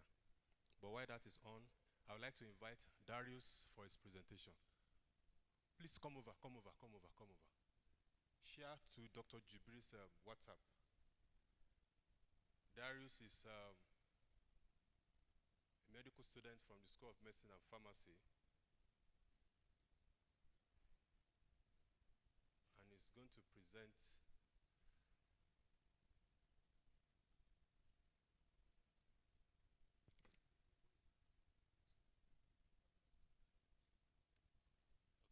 Dr. Jibril? Okay, let me pick from here.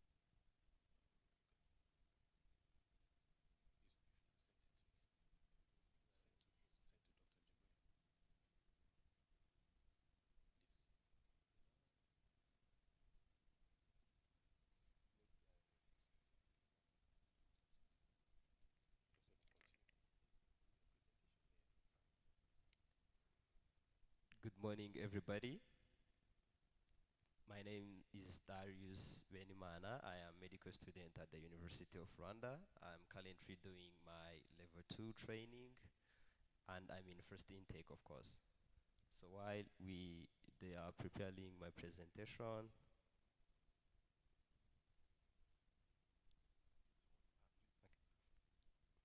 I'm going to talk about the role of university students .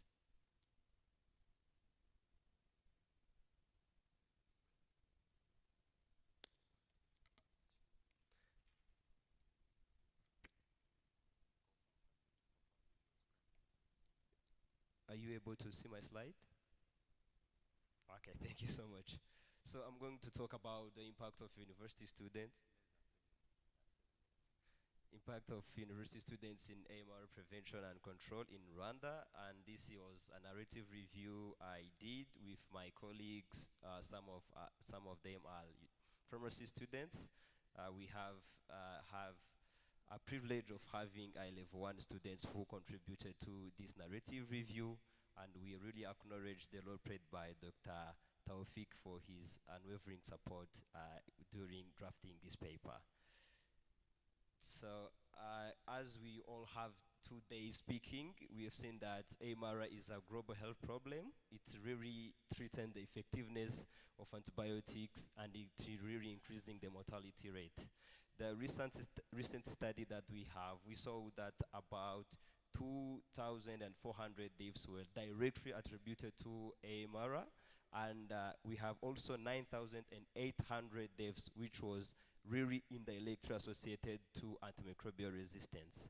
While we were looking into the literature, we found that there is a limited literature on the students' engagement, and we also saw that there is also an inadequate involvement policy of the university students in the control and prevention of antimicrobial resistance. So we did have two aims for drafting this narrative review. We first wanted to access the university students in AMR prevention and control, and the second, evaluate their impact in their involvement to the Rwandan healthcare sector. So we used a narrative review approach where we included some of the peer-reviewed journals from PubMed, Google Scholar, WHO databases, but that was not enough to get enough data for our research. We used also other sources, which was include the one study that have been published in the AfroHoon, and the other studies that have been papers that have been published by RBC. We used 3 main keywords for our research. The first one was the university students in Rwanda. The second one was MRA prevention and control in Rwanda. And the third one was student involvement in MRA control and prevention. We really wanted to get the quantitative data, but unfortunately we didn't get them. Then we categorized the result into those 3 main themes. The first one, we wanted to see the student engagement strategies in Rwanda in MRA control and prevention. The second one, we wanted to see their contribution to MRA control and prevention. And the third one, that involvement and engagement, what is its role to Rwandan healthcare sector. So we get those qualitative data, which was from different published papers. The first one, intervention of the students, was the awareness campaigns. And this awareness campaign is through the intervention in World Antimicrobial Awareness Week, where we found that most of the students from medicine, from pharmacy, and from veterinary medicine actively participate in our World Awareness Antimicrobial Week through engaging in the community, doing other informative sessions. The second one, we saw that they engage in online workshops and online awareness campaign, which is also another crucial load and impact in increasing the advocacy and awareness of antimicrobial resistance. We also saw that the students actively engage in community programs, including awareness and other programs. We saw that students take active engagement in educational initiatives, where we listed research workshops and other antimicrobial awareness workshops. And later, if we go into deep literature, we will include this conference as a part of the student engagement. So we categorize our results to the contribution of the students, where first we listed advocacy as the first activity students engage.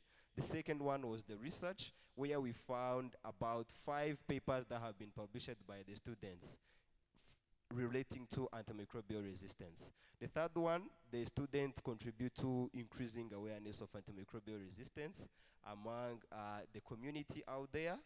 And we found that some of the community in Huye, in Nyagatare, are the ones that have been receiving much information on AMR control and prevention.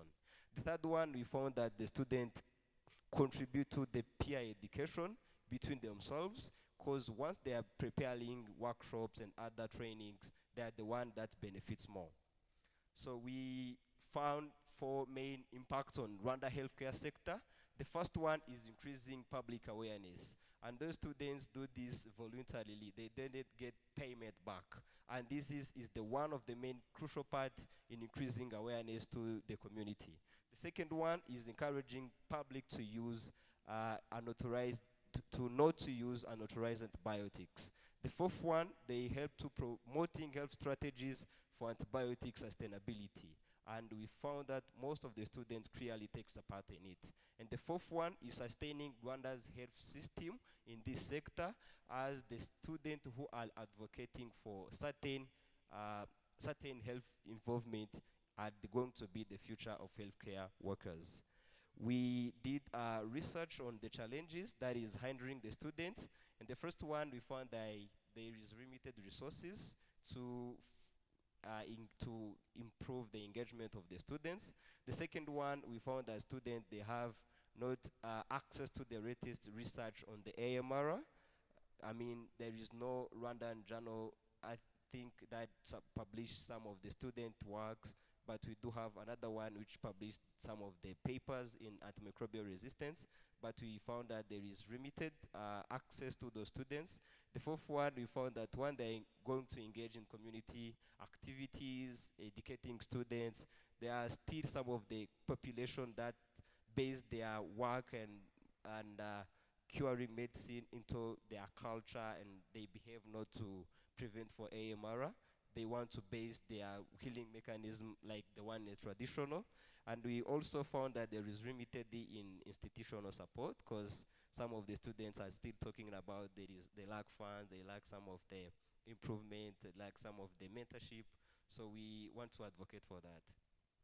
So what are we recommending for our study? The first one and the foremost, we recommend a prospective research study to the students to get enough primary data from them so that we can use for advocacy and their engagement.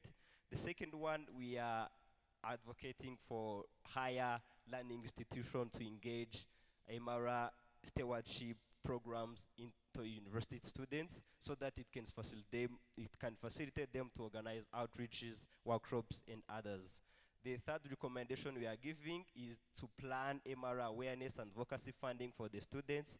And under this, we are saying that public-private partnership can include some of the student intervention so that they can take a key part in this journey of removing AMR in Rwanda. To conclude my presentation, I just want to say in 2 words. The first one, the student involvement in AMR control and prevention is crucial in Rwandan healthcare sector. And the second one, we need to create the network for both international partners to enhance the student participation in AMR control and prevention. Thank you so much for your time. Thank you, thank you, thank you. Now we are to listen to the final oral talk, and then we'll have 1, 2, 3, 4 to wrap up the presentations. So we want to, Mr. Felix, kindly accept the, okay. Mr. Felix.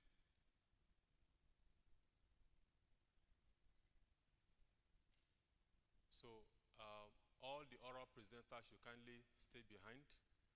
We need to have good photographs and also get responses from the participants in the bid to improve the quality of your presentations. Thereafter, we'll have the closing remark and then we'll break for lunch. So we want to thank you so very much for the patience.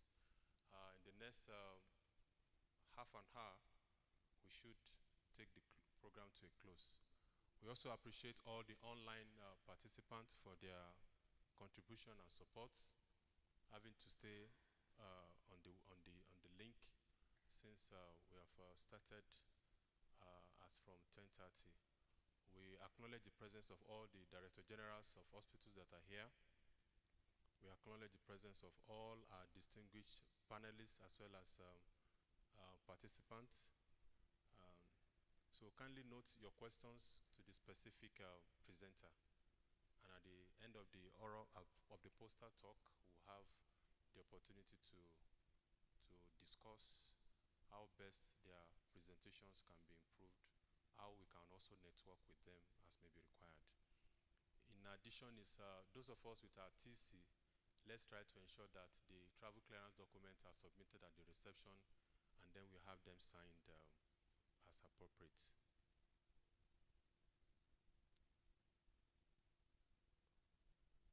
So we have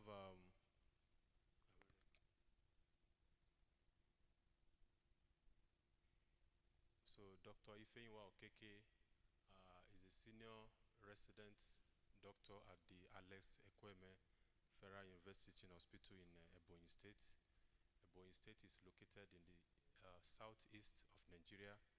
She was to be here physically. She tried as much as she could, but unfortunately the flight schedule could not accommodate her physical presence.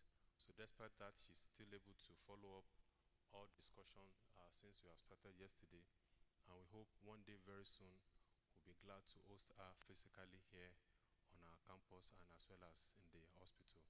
Thank you.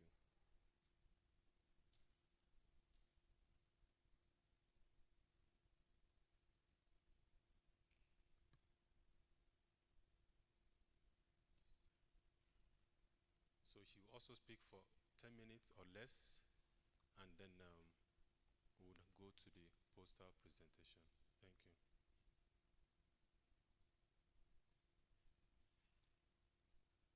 So the technical team kindly assist to generate the voice or sound, as the case is.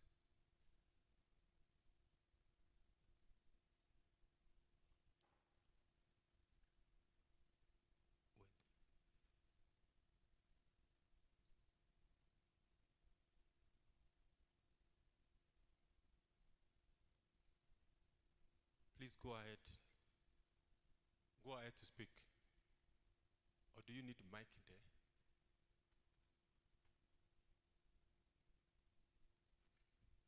Please go ahead to speak.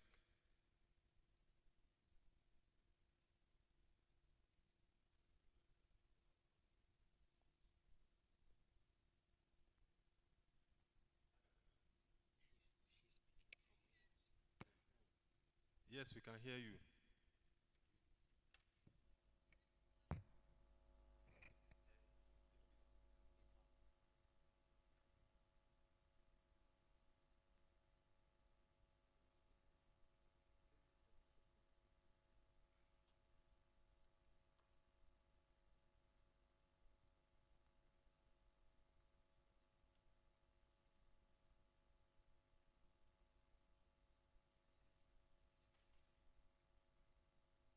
Please, next slide.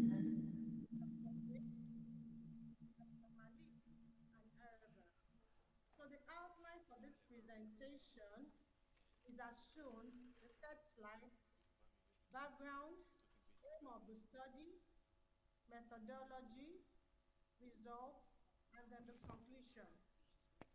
So as a form of background, antimicrobial stewardship, as we all know, involves the strategic selection, appropriate dosing, and the optimal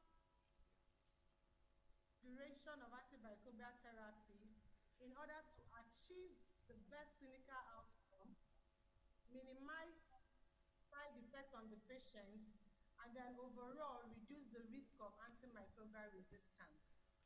So the aim of this study was to assess patients' education and share decision-making in antimicrobial stewardship in Nigerian healthcare. Please, next slide, and let it be on slideshow for me, please. Thank you very much. So, I want to also point out to us something, that the Nigerian health system also has a national action plan on antimicrobial stewardship. So one of the things that this study sought to do is to take a deep dive or a quick dive into the possible implementation or decision making that has been made from the time Nigeria got her national action plan, that was in 2017 up till now. So for the methodology, a 10-year literature review was conducted through an extensive literature search. Electronic bases such as PubMed, Scholar, Web of Science, and ResearchGate were employed. And the keywords that were used include antimicrobial barriers, patient education, stewardship, and Nigeria from 2015 to 2025. And for this, when we keyed in our keywords, we got a total of 599 studies. And then applying our inclusion criteria, which was basically any study that was written in English, one, number two, studies done from 2015 to 2025, as well as studies that met the aims and objectives of this review. When we excluded studies based on this criteria, we now came down to 42 studies.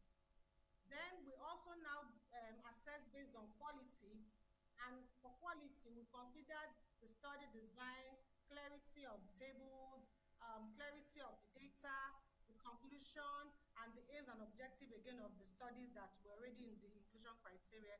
And for this, we had more studies, and we now got down to 36 studies. The next slide, please. So for this review, we made use of 36 studies for this review. And then what did we find out? For our results, we found out that there was limited patient education and shared decision making in the Nigerian healthcare system as regards antimicrobial resistance and antimicrobial stewardship. Something again that is worthy of note is that there was absence of antimicrobial guideline, leading to prescribers or healthcare workers just prescribing based on what they knew empirically. That was what we found out in the study. We also found out that areas like stakeholder involvement, policies, and regulatory frameworks were not available. And Suffice also to say that other issues that were found out in this review was also that there was shortage of personnel that were willing to take care or to be involved in antimicrobial resistance or antimicrobial stewardship in Nigeria. One of the studies that we reviewed, the qualitative aspects of it, one of the things that got striking was that there was a repetitive occurrence of the people that were interviewed saying that the hospital administrators did not think that AMR or AMS was important to them. So it's also important that this will be looked into. And then the knowledge. Another study showed that, the review showed that majority of people that heard of AMR were basically through doctors, nurses who say, okay, fine, this is okay, because of course it is doctors and nurses that are practically the people that are involved in prescriptions or in anything antimicrobial therapy. All right. Okay, then there was also poor political will, I've said that, and implementation strategies in the papers that were reviewed. And there were lots of barriers on implementation. Remember that I already said that there's already a national action plan. So the strategic areas in that national health plan were also reviewed in some of the studies, and it was noted that those strategic areas are still being implemented in a very low cadre, despite the fact that this national action plan has been on since 2017. So it is now important for us to know that implementing education and training is very important to ensure that antimicrobial stewardship, antimicrobial resistance is well understood in the Nigerian healthcare system. And we also know that the Global Point Surveillance Survey, the studies did not show that there was a tool that was being used right in Nigeria. Everybody just uses whatever tool on their own that they find. So it is important for us to recommend here that it is important that there should be a tool for GPSS in Nigeria that will be used so that it will also be as it is in the global clients. So the surveillance of AMR program in Nigeria healthcare system is also very, very limited. So these are my recommendations or our recommendations, and I want to acknowledge Alex Ekweme Federal University Hospital Abakaliki for this privilege to be here and to give this presentation, and also my co-authors, Dr. Grace Asadu, Dr. Malik, and Araba. Thank you for this opportunity to present this during this symposium. Thank you so much, and over.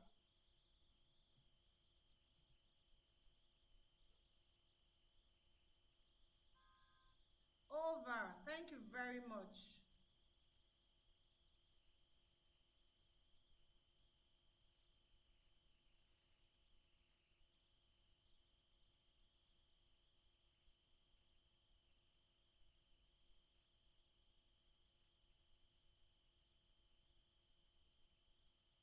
I can't hear us, please. We acknowledge your presentation, and we hope that the policy to be communicated at the end of this symposium would further enhance the quality of AMS in Nigeria and other West African and African region as a whole. So this brings us to the end of the oral presentation. All the oral presenters, please, could you please stand up? Where are they? Oral presenters. Only how many are left? 1, 2, 3. Where are the, okay, 4. Please come up here for photo. Photo. Where's our brother from Congo?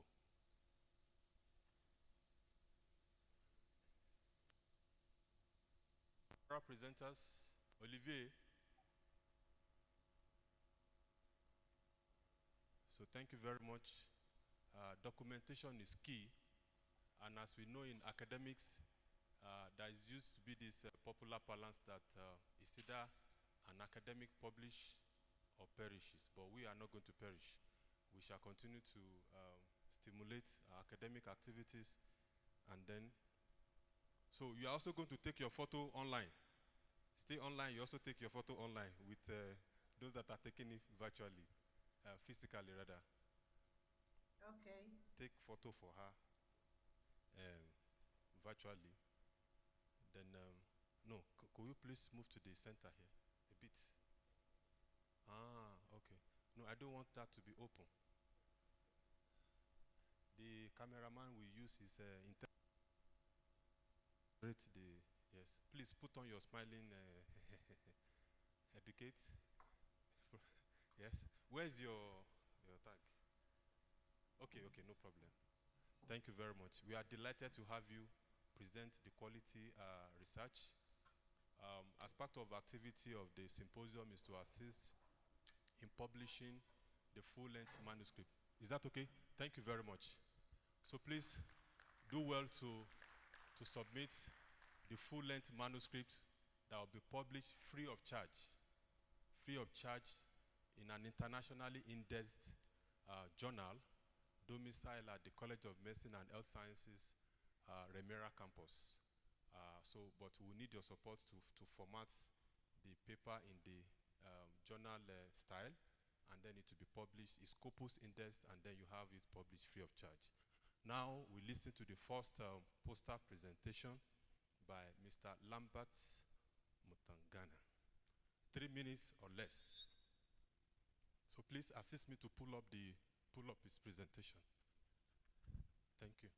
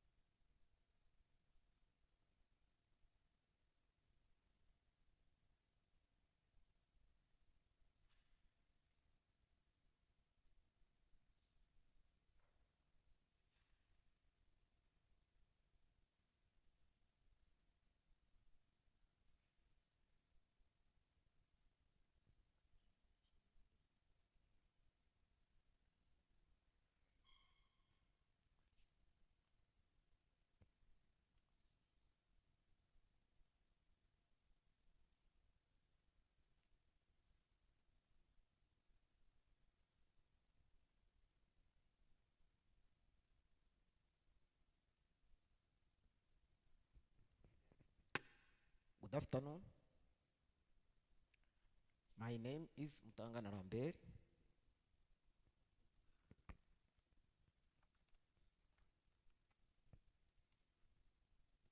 My name is Mutangana Lambert. I'm a candidate student masters in clinical microbiology in Nesi Ruhengeri. Firstly, thanks for the team of Symposium. Thanks the Director General of Butare University Teaching Hospital. Thanks the Director General of Rwanda Biomedical Center for these opportunities. I'm here to present my research topic. My research topic is assessment of microbial susceptibility of bacteria causing urinary tract infection among the men using urinary catheter attending at the Butare University Teaching Hospital. Let's start with my introduction. Urinary tract infection, firstly, is a condition where one or more structures in the urinary become infected after a bacteria overcome. Then, the UTI is the second most infection disease after respiratory tract infection to affect the humans. After 150 million people per year, with a higher global economic cost of over $6 billion worldwide. The urinary tract infection are an important cause of illness in the human.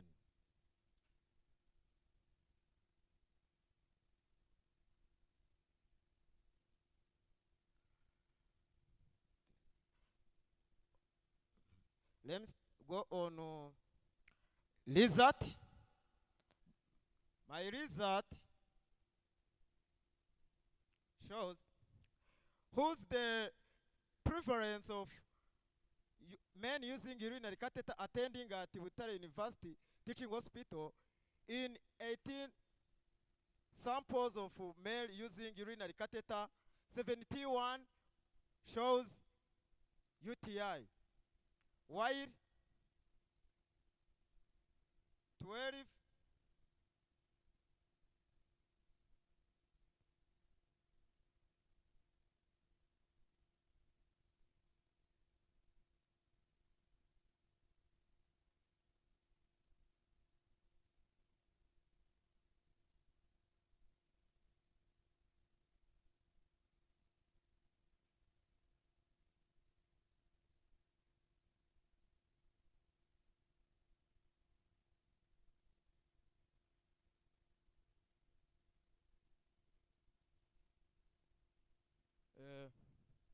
thanks the IT, Dr. Jibril.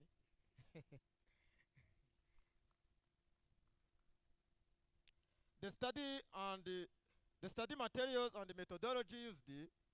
The study design was retrospective study. We've constructed archived data recorded in the file and the open clinic system for UTI patients who underwent hospitalized test, especially urine and the culture media. The study was carried out at the Butare University Teaching Hospital in the surface of bacteriology, located in the South Province, Huye District, Goma sector. The study population consisted of all men using urinary catheter attending at the Butare University Teaching Hospital with urinary tract infection symptoms during the period of this study. Inclusion criteria. During the study, the inclusion criteria is all the men using catheter and have urinary tract infection who were consulted at the Butare University Teaching Hospital from May 2023 up to February 2024. Exclusion criteria: all men have a urinary tract infection who were consulted at the Butare University Teaching Hospital without using urinary catheter. The sample strategy was systematic random sampling method. The data collection was collected at the Butare University Teaching Hospital Laboratory Department Precise in the Bacteriology Service. Data were collected in the laboratory, register book, open clinic system, and captured in Excel sheet by using computer. The sample size was 18 males.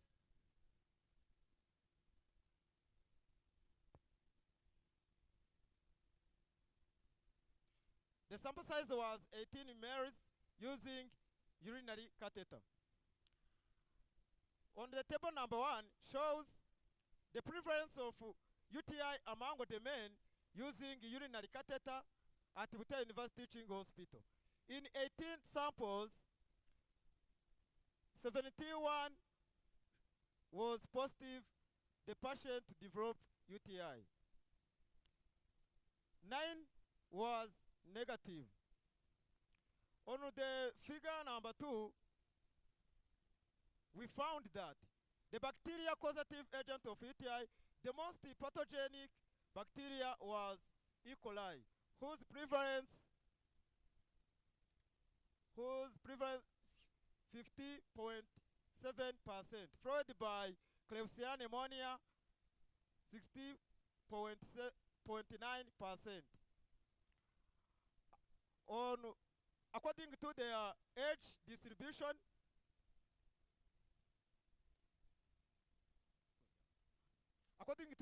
distribution, from 40 to 65 years was high risk to develop UTI, followed by 65 to 75 years was high risk to develop UTI.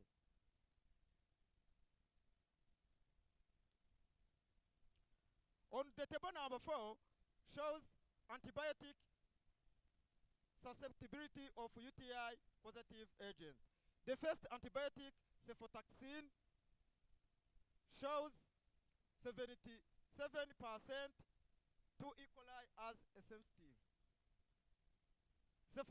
Cefozirazidine shows 97% sensitive to E. coli. While on other pathogenic, some are resistant and other are intermediate. Followed by nitrofurantoin. Nitrofurantoin shows 77% sensitive to E. coli. Followed by gentamicin, amikacin, gumant, vancomycin, imipenem, meropenem. On the discussion of my study,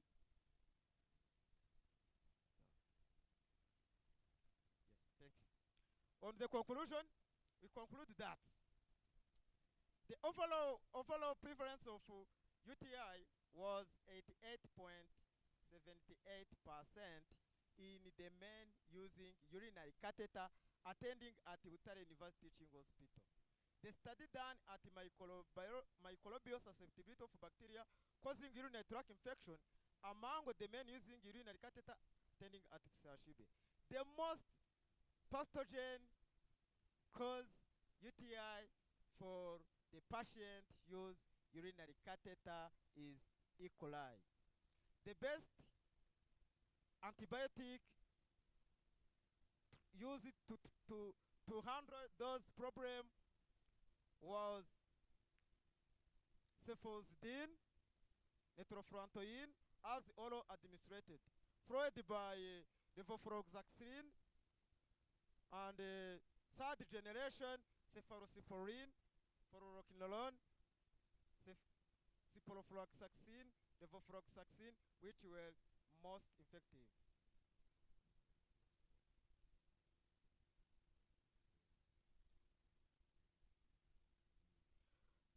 Here's on my recommendation.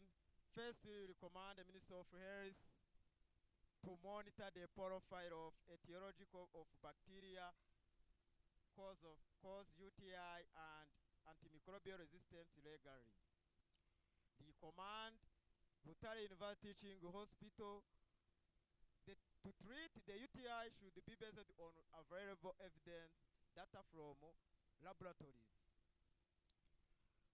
Health workers should mobilize the patient to ensure that they have deeply to complete the prescribed antimicrobial therapy, as not finishing lead to the resistance.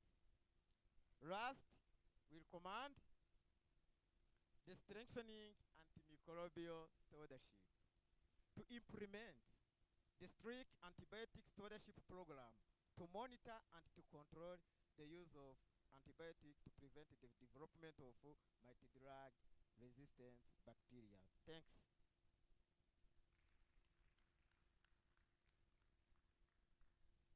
Sinagenda navuze no mu rurimi rw'iwacu ndashaka gushimira 1 minute 1 minute munyihanganire nakoze PowerPoint itabasha kuba nini ntabwo nabibonye numva ko biri bube grand abantu bose bakabibona uko biri, ariko ikintu nshimira cya mbere ndashimira ibitaro bya CHB. Iyi study nje kuyikora ndi umwe mu barwayi batangiye hano CHB, batangiye na serivisi ya urology. Ndashimira ibitaro bya CHB byambaye hafi cyane, until now baracyamfasha, mbega no kujya kwiga navuga ko ni motivation nagize kubw'umuhate banyetse ko byose bishoboka. Ndabashimira, nanjye sinzabatenguha, aho bishoboka hose nzarwana urukomeye. Ikindi ndabashimira ko mwamaye umwanya, nk'abantu bafite ubumuga kenshi bajya bitinya ko bidashoboka, njyewe ndi urugero rw'ibishoboka kandi nzabikora kugeza igihe nazi. Murakoze cyane.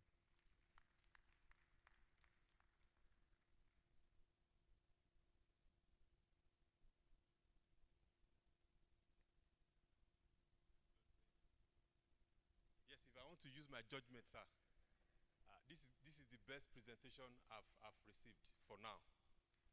Why? Because if you remember when Dr. Gamai was speaking yesterday, he emphasized the need for use of our native language in the promotion of our laboratory investigation, as the case is. Thank you very much, sir. We are delighted. So in brief, 3 minutes. Don't tell us your name. Don't tell us your name. Don't tell us where you are coming from.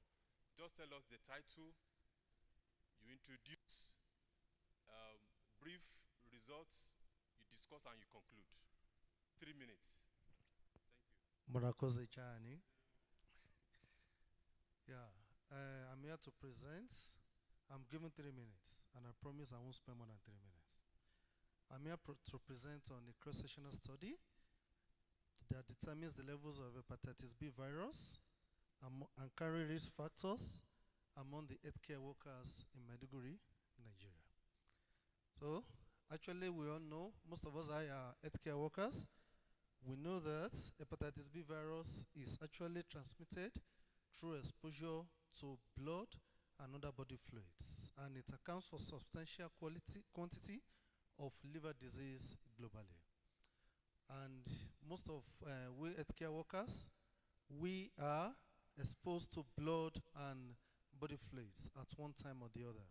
So, in lieu of this work was done by having 376 volunteer healthcare workers from the University of Maiduguri Teaching Hospital after getting the ethical approval from them.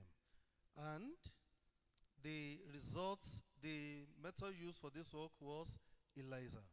We used ELISA technique, and after using ELISA technique, we discovered that hepatitis B virus was highly positive. According to the WHO standard in 2010, it was discovered that any prevalence of infectious diseases that is more than 8%, it is highly prevalent, and the result we got here showed that 9.85% of the volunteer care workers were actually hepatitic as a then. And we discovered that we also screened for some what we call it serological markers, which involve the hepatitis B core antigen and E antigen. The core antigen showed that there was replication in the viral infection, whereby the E antigen showed that the virus is infective. Not all the viruses are infective, but E antigen showed that there were 21 people that were infected with it, whereby the core antigen showed that there were 26 healthcare workers that were actually having the core antigen. Now, the carrier risk factors. The research observed that recapping of needles was actually the main carrier risk factors among the healthcare workers. There are techniques in recapping needles which I personally usually teach my students in the class so that they will not be infected in future. Another carrier risk factor that is highly prevalent, that is very high among them, is the sterilization, non-sterilization of bench. Most of us, we don't sterilize bench whenever we finish the observation of the patients. So it is very important for us to sterilize. So afterwards, it is actually recommended that, thank God the DG is here, in lieu of the results, it is recommended that the healthcare workers should be vaccinated before getting appointment. Thank you very much. Morakoze Chani, thank you for sticking to time, 3 minutes, 3 minutes. So now we have OASIS presentation by my brother, Mr. Pacific. Thereafter we'll have the final poster presentation, then we'll go for the Pacific.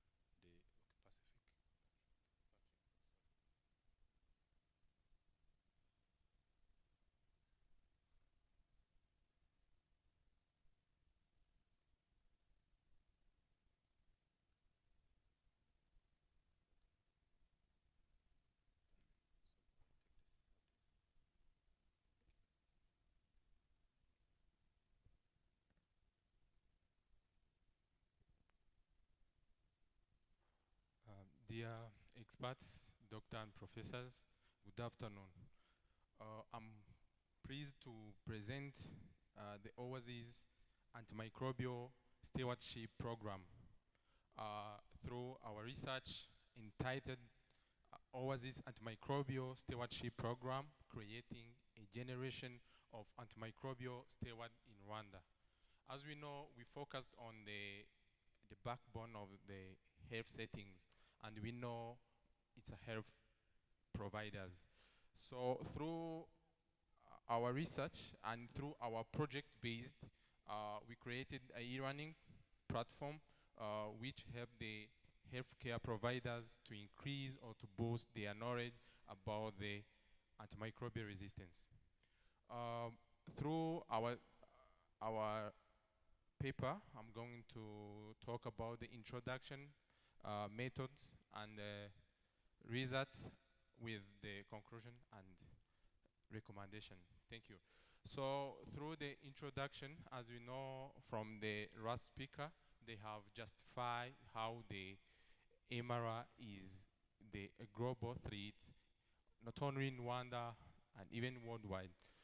So through our program, we set together as a multidisciplinary team, include the public health professional, microbiologist, one health nurse, pathologist, laboratory experts, and a patient to create a free online 10 hours self-paced IMS course which is credited with a 10 CPD. So we receive 560 healthcare providers from Rwanda, and they were undertaken to the one-day training to facilitate to peer-to-peer facilitation in the creating that platform. And my presentation was the poster, and that's why I will be happy to engage with everyone to discuss how much about our program. So through the results, we enrolled 7,935 participants from different countries, 33 countries from Nigeria, India, and Rwanda who enrolled to our program, and also with the rate of completion 68.7%. We believe that also that this increased the knowledge with the reflection of 36.60%. So through this overview of the attendee or enrolled healthcare providers, you can see that we receive a different multidisciplinary healthcare providers from laboratory, from nurse, doctors, and others. So through the conclusion, our Oasis AMS program significantly improved the healthcare providers' knowledge and professional with the increasing the knowledge about the antimicrobial resistance. And also they are credited 10 CPD for knowing that they are steward to antimicrobial resistance. So my last, I would like to thank the team that we worked together through creating this manuscript, and Seashibe and other partners who will be work together. And I can't forget to thank PAR Foundation, who were helped in every activity that we carried out. So I thank you. And one thing I can tell you as the expert in the HAR, we need to be the steward of antimicrobial resistance, where we are, what we do, in every activity that we do. And I hope we do it.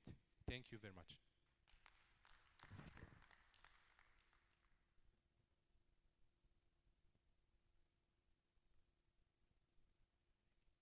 Thank you very much. The poster is at the reception. We are free to engage with the Oasis team. They are doing very much online. They have a lot of online presence, and they engage very actively, particularly on X. And as it has been mentioned, it's a global platform that is used for the promotion of education about AMR as well as AMS. So we have the last presentation. In brief,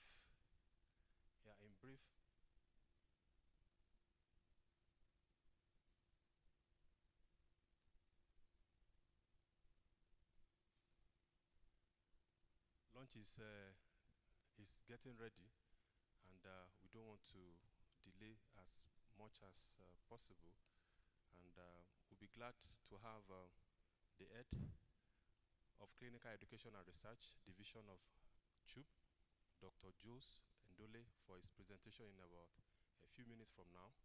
So for your presentation, just tell us the title, why it is necessary, you conclude, and then we finalize. Thank you very much. Thank you very much. My title is Wastewater Surveillance Community for Community Level Pathogen Monitoring for Rapid Response in Kigali, Rwanda.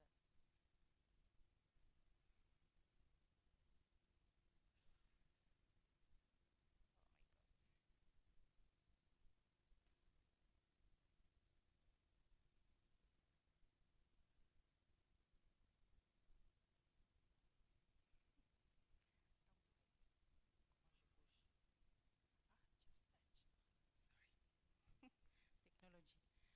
And then I'm passing just through introduction. I want to show you how wastewater surveillance is very necessary for tracking any disease that we have in the community level. So for the introduction, we have the cost-effective and non-invasive method for monitoring community health by detecting pathogen in wastewater. It captures disease trends at the population level, including asymptomatic cases, acts as an early warning at the population level, early warning system for outbreaks, provides data for public health decision making and intervention strategies. Scalable of compared,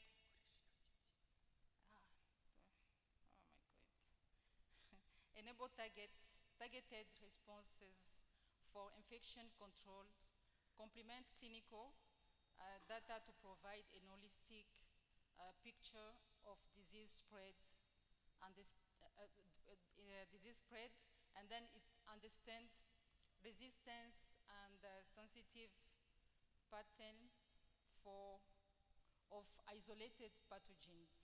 The objectives of this study is to isolate and characterize gastrointestinal and respiratory pathogens in the wastewater samples.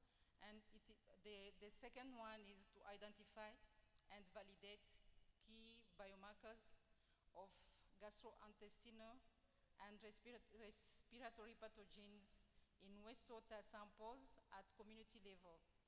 And the third one is to evaluate the correlation between wastewater pathogen concentration and reported clinical cases of gastrointestinal and respiratory pathogens in the community level. And the fourth one is to evaluate antimicrobial susceptibility pattern of identified pathogens. So I'm passing through, okay. Yeah, let me pass direct to the conclusion because I see the time is running. And then for the conclusion of this study, it will be, okay. The wastewater surveillance serves as an effective method for monitoring pathogens within community level, delivering timely insights into the patterns of disease spreads, of supporting swift response initiatives. In Kigali, Rwanda, adopting wastewater surveillance could greatly enhance public health by allowing for early and identification of outbreak disease spread. Thank you very much.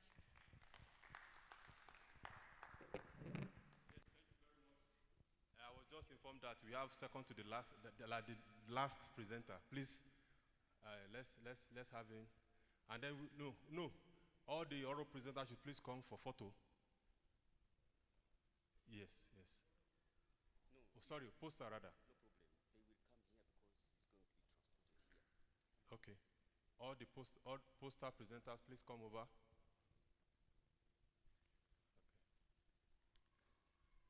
Poster presenters.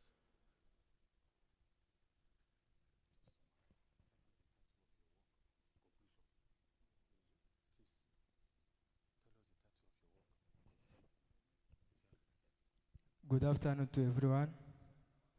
So thank you, the organizer of the symposium, for inviting us and allowing us to present our research proposal, which is titled Assessing the Prescribing and Consumption of Access, Watch and Reserve Groups of Antibiotics rendered at Butare University Teaching Hospital of Butare, Rwanda from 2018 to 2023. This is a research proposal that will be carried out there at CHUB in the coming May. So the last presenter has talked about the MLR as a global threat, but now I come to say that our research is focusing on just as you know, the WHO has classified the antibiotics in 3 categories. There is the first category is access category, which contains the antibiotics that are used for the first treatment. To mean that when a patient is admitted to the hospital and he or she is found that he needs to consume the antibiotics, he or she is given the access group. And when the access get resisted or the disease get resisted to the access groups of antibiotics, the following one is watch. And the last one is reserve group of antibiotics. To mean that when a given disease or given bacteria is resisting to this reserve group of antibiotics, to mean that there is no any other option of the treatment. So this is a research proposal that will be carried out there at CHUB, and as you can see, it will be a retrospective study. It means that we are going to use the existing data that have been recorded for not the purpose of a research and use them to the research. So as time is approaching, our results will be used to highlight some of the trends and the deviations from the guidelines of antibiotic prescription there at Shibe. So as the minutes is over, we really recommend any technical support or financial support to the success of our study, and maybe next year in this symposium we'll be using the data collected from the Shibe. So thank you very much for attention. Yes, please let him be part of the historic photo. And he has predicted tomorrow today that the next symposium is going to present the outcome of his investigation. So please, let's support the idea. Any technical or otherwise, please, let's do. Thank you very much. Yes, it's a very good team. So in conclusion, we invite our team lead, Dr. Juice, the head of Clinical Education and Research Division, Chub, for his closing remark, bringing us to the close of the symposium. We are very grateful for your patience, commitment, and perseverance since we have started yesterday. So let's have the closing remark.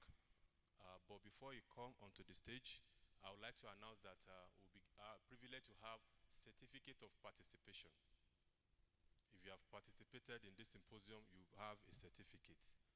If you have also presented, you have certificate of presentation. So those of us that presented oral or poster, you have 2. If you have attended without anyone, DG, you will get 1. But for giving us the opening remark, we'll give you 2. So that makes it 2. So please, in conclusion, the closing remark. Thank you very much, sir.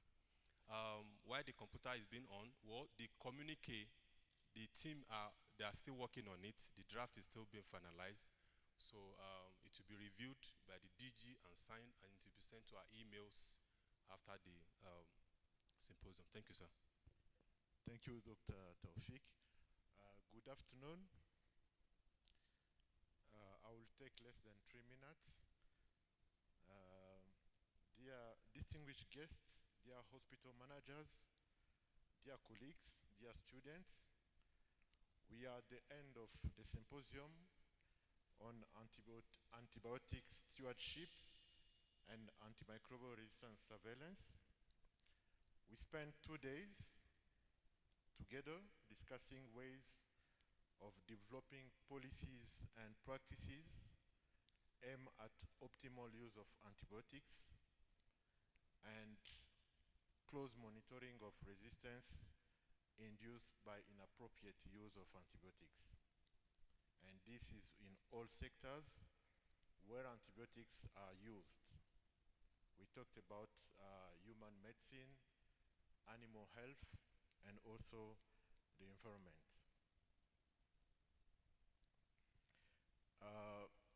Many studies have been carried out, both locally and around the world, attesting to the negative impact of this growing of antibiotic resistance, particularly in developing in low-income countries in terms of morbidity and mortality. As a result, scientists urgently need to conduct studies on the economic repercussions in terms of reduced productivity for those affected, as well as additional costs of medical care resulting from prolonged hospitalization, repeated surgery, and even death. We all have a role to play at different levels, being at the community level. Darius, a medical student, touched on it, that student can sensitize the population in the community, being at academic or institutional level. We would like to express our gratitude to all the participants in this symposium, particularly to presenters and panelists. Our deepest gratitude to the Ministry of Health and to our partners, Pfizer, the University of Rwanda, RBC, and the International Institute of Health, Charité in Berlin, for their great contribution in this symposium. Congratulations to the members of the scientific committee and the organizing committee for making this symposium possible. So let's clap for the team.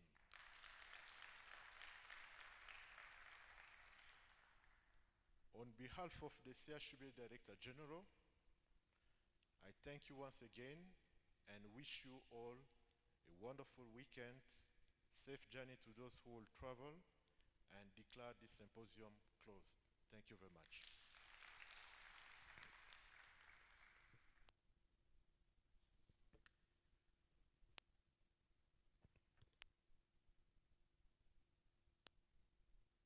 Thank you very much, sir.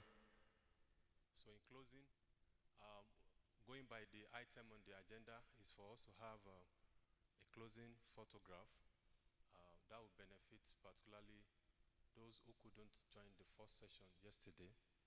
And we'll be delighted to have our DG, our WHO rep, our principal representative also come up stage, as well as the DGs of hospitals that are here and the entire participants.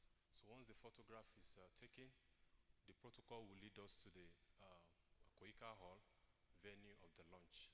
So wish to see you all once again very soon, and we hope that we'll be able to have more of your cooperation and participation as we conclude. Further correspondence will be made via email, particularly on the publication of your full-length manuscript. Then, as mentioned, the certificate of participation and presentation will also be shared with us virtually via our email, and then the communique too will also be shared as expected. So those of us with travel clearance, please let's ensure that we would have it signed at the reception before our departure. Thank you. The lunch is ready and we are to move now. So please, the DG, we humbly request your pleasure to lead us in the photograph session, while all other participants can also join, please. We don't want to go again. Can we continue the symposium? We extend it. Can we extend till tomorrow? Thank you very much. We deserve a round of applause. Please, everyone, let's clap for ourselves. Let's clap for ourselves. Let's keep clapping. Let's clap for ourselves. We are thankful. Please, let's have the photographs and then we conclude. Thank you.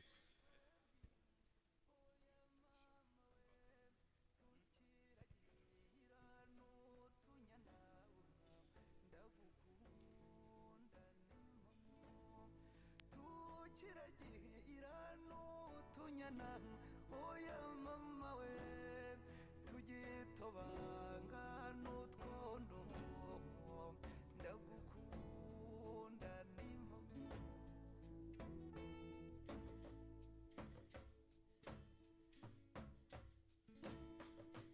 nagukunze rwinshi oya mama we kuko wandutiye bose ndagukunda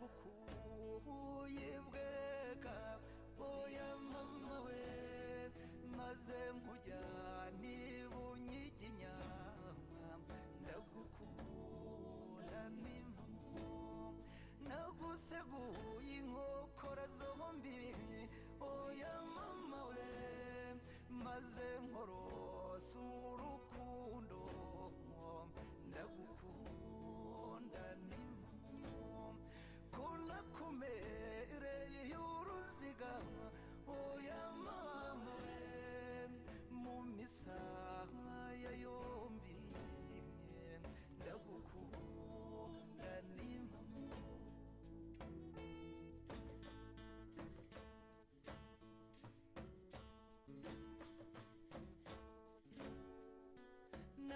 nagutuye intore oya mama we kandi utari umutware ndagukunda n'impamo ko nakumurikiye nyambo oya mama we kandi utari n'umutware ndagukunda n'impamo ko nagutuye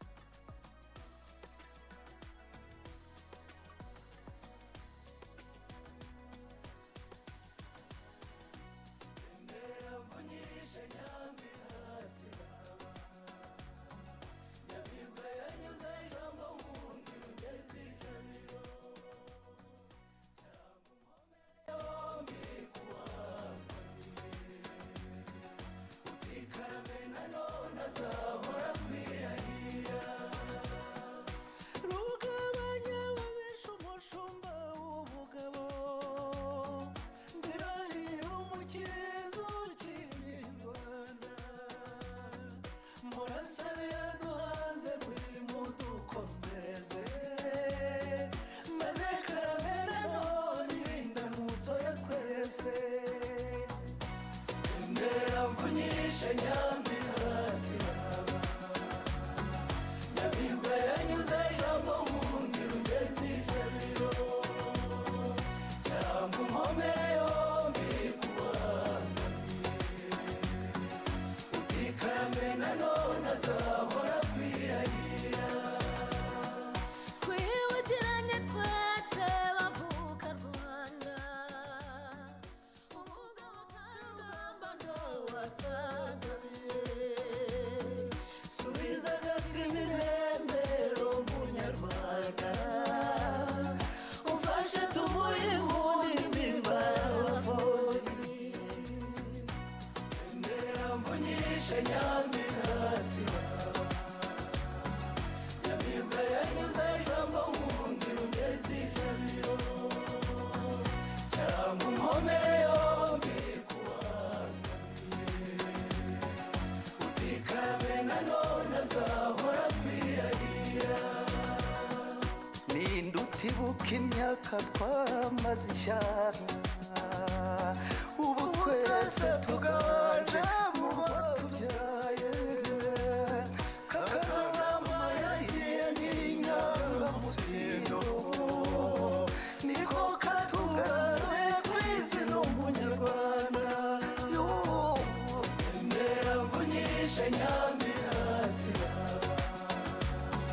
nyamibwa yanyuze ijambo nkundi rugeze ijabiro cyangwa unkomere yombi kubangamiye